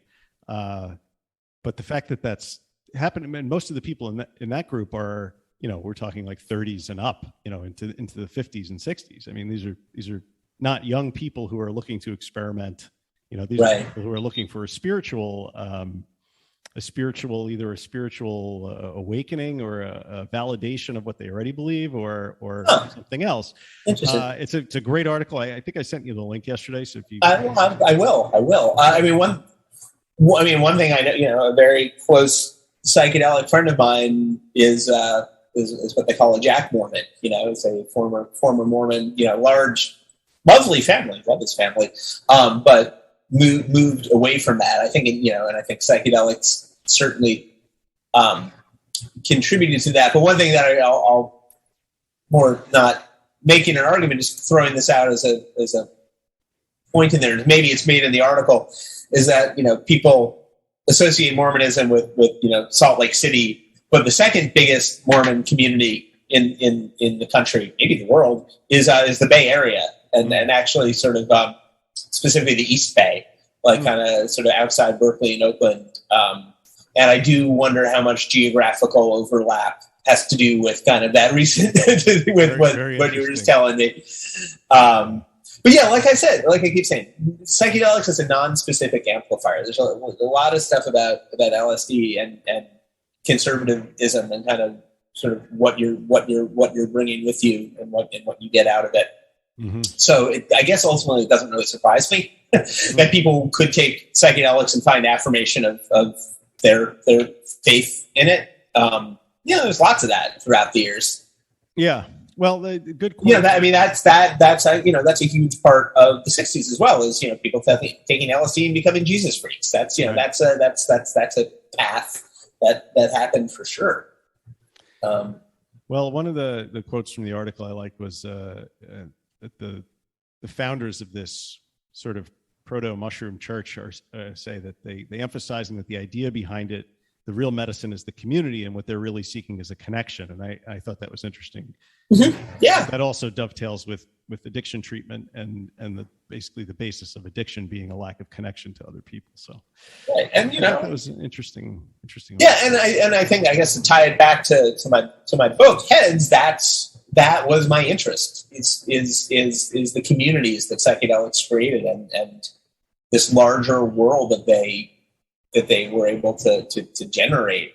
And it's, in this day and age, it's hard to say there's a single psychedelic community, which is, I think, a phrase, psychedelic community is a phrase that gets thrown around a lot, I think, in conference land and things. But to me, what's become really obvious in the last 5 or 6 years is that, there is not one psychedelic community. There are many, and they're what they are just reflections of non-psychedelic communities. It's it's geographical, it's use-wise, it's just psychedelics are a thing, and they might appear, and it's not a monolithic culture.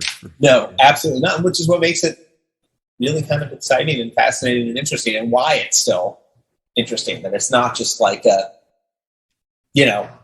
we know what alcohol does to people. That's it's a very simple comparison. Mm-hmm. We know what drinking culture looks like. We know how that has evolved, and we know how that basically looks the same and has kind of looked the same for centuries and centuries. And psychedelics not as predictable as that. It's it's the lack of predictability which makes it so fascinating, right, and difficult. Yeah. Especially when you're trying to apply it therapeutically to people who are recovering from addiction, it's a difficult discussion for someone who is struggling with addiction to make a decision to go down that road, right. and there's information out there, but I think again, people have to be kind of make their own decisions, but go into it with eyes wide open, right? Yeah. So I appreciate you giving me a lot of your time today. I just want a couple more questions. Yeah, sure. By my own curiosity about the Deadcast, and also some of my listeners have, asked me to ask a couple questions. Also, when you approach a season, does the Dead organization give you the topic, or do you kind of workshop that, or how do you come up with what the next season's going to be? It's usually a little of both. A lot of it is sort of, I don't want to say obvious, but a lot of it is based on anniversaries. A lot of it is based on what the record company is putting out. Right. You know, we are an official, you know, product of the record company in that sense. But there is a lot of give and take in terms of like who is around and what stories, you know, we want to tell. You know, some amount of it is like, okay, they're putting out a Working Man's Dead set, so we've got 10 episodes of Working Man's Dead, but then we kind of have more optional things that we're like, oh, well, we can talk to this person and that'll be a really cool story. Or we found, you know, these 5 people who were, you know, we did an episode about the Grateful Dead. We've done a couple of acid test episodes. But we did one that I really like about the Dead's period in LA in 1966 when they were living downstairs from Owsley, or they were living in a house with Owsley. He was their patron, and he was upstairs tabbing out LSD, and they were downstairs practicing. And that was a case where we were able to find, you know, a couple of their housemates from that era who were still around. We were able to, very kindly, David Gans lent us archival audio of Owsley talking about that period. So it was kind of like all these things sort of conspired. It's like, oh, we've got all these pieces that can then tell this story. Mm-hmm. So in that case, that was like, I kind of made a decision to like, we want to do this, but so it's a balance, but it's a collaboration between us and you know, we have a producer at Rhino. So we have a weekly call where we kind of talk through what's coming up on their end and what's coming up on our end. And yeah, it's pretty amazing, like the access that you have to folks who are in the scene, and also the way you sort of reach out and you're able to get people who are, you know, just people who attended the concerts in Europe, for example, to call in and share their stories with people. And that's did you find that people are like eager to talk about that stuff? Or well, some of them are. I mean, we've had many dozens of guests at this point, so it's a pretty wide range of reactions. Most people are pretty happy to talk about it. It's, you know, being the official podcast, it's a lovely thing to be able to email somebody and say, hey, we are the official podcast of the Grateful Dead. We'd love to talk to you. And that is a door opener for sure for people who are affiliated with the band, as, you know, whether they're part of the crew or the management or whatever they are. But my favorite thing is, you know, and I love interviewing anybody about this kind of stuff, but I love interviewing people who've never been interviewed before. That's always kind of like my dream interview, is somebody who's never talked about something to anybody in a public way. And we get a lot of that too. And there's a lot of consciously sort of finding people who've never kind of told stories before. And part of that is because, you know, part of the fun of that is finding stories that nobody's ever heard before, but also finding people who haven't been telling the same story over and over again for decades and decades and decades. You know, believe me, I'll sit and listen to Steve Parrish, you know, Jerry Garcia's roadie, tell stories for days, weeks, months, years. You know, that guy is a font of cool stuff. Or, you know, members of the band for that matter. But at the same time, I've read many dozens, hundreds of interviews with, you know, Bob Weir, with Mickey Hart, with these guys. And don't get me wrong, I want to talk to them. I'm happy to interview any of them, whenever that opportunity presents itself. But they've also been telling a lot of these stories for many years, and it's like, well, you know, let's get some more stories. Right. Well, I mean, Parrish is a great interview. Yeah. He, you know, you just wind him up and he goes. Probably one of my favorite moments I don't know if it was this season or last season, when he was going off on, I think it was the story when they were smoking at the Louvre out on the balcony or something, and he just starts drifting off into a discussion of marijuana, and then he like comes back to you and he's like, what do you want to know that for? You know, all suspicious, and you're like, we'll ask the questions, Parrish. I don't know. Yeah. It was a great moment. Thanks. Yeah. No, Steve is one of the most fun people to interview. Absolutely. He's got his own show on Sirius also. So, you know, you folks get more from him, please tune in. It's a wild ride. Yeah, and I'm sure that show continues wherever Steve is at the present moment, whether he's on the air or not. no doubt about that. Yeah. All right, Jesse, thanks very much. If people want to get a hold of you or find your stuff, where can they do that? Well, my website, jessejarnow.com, JESSEJARNOW.com, and my email address is there. Social media-wise, I'm on Twitter at Boujwick, BOURGWICK. That's kind of the only social media I really get involved with. Mm-hmm. But yeah, I'm out there. Heads is out as an audiobook now. Thank you for listening to it. And people can get that wherever they get their audiobooks. It is read by the author, which makes a big difference. I much prefer listening to audiobooks that are read by the people that wrote them, because the inflection's right. Yes, really fun to read. I hadn't looked at it in a while, and it was fun to go back and do it. Excellent. And you can always listen to Jesse on WFMU. Oh yeah, and WFMU. The Frau Show is every Tuesday 9 to midnight Eastern Time, and you can listen to old episodes at WFMU.org. The Deadcast is at dead.net/Deadcast. All our old episodes are there. We started posting transcripts recently, so if you're not, well, if you're still listening to the sound of my voice, you're obviously a podcast listener. But if you if you just prefer to read instead of listen, that's now an option as well. Is there a date for the new season, or it's going to be later this summer. Later this summer. Okay. Yeah.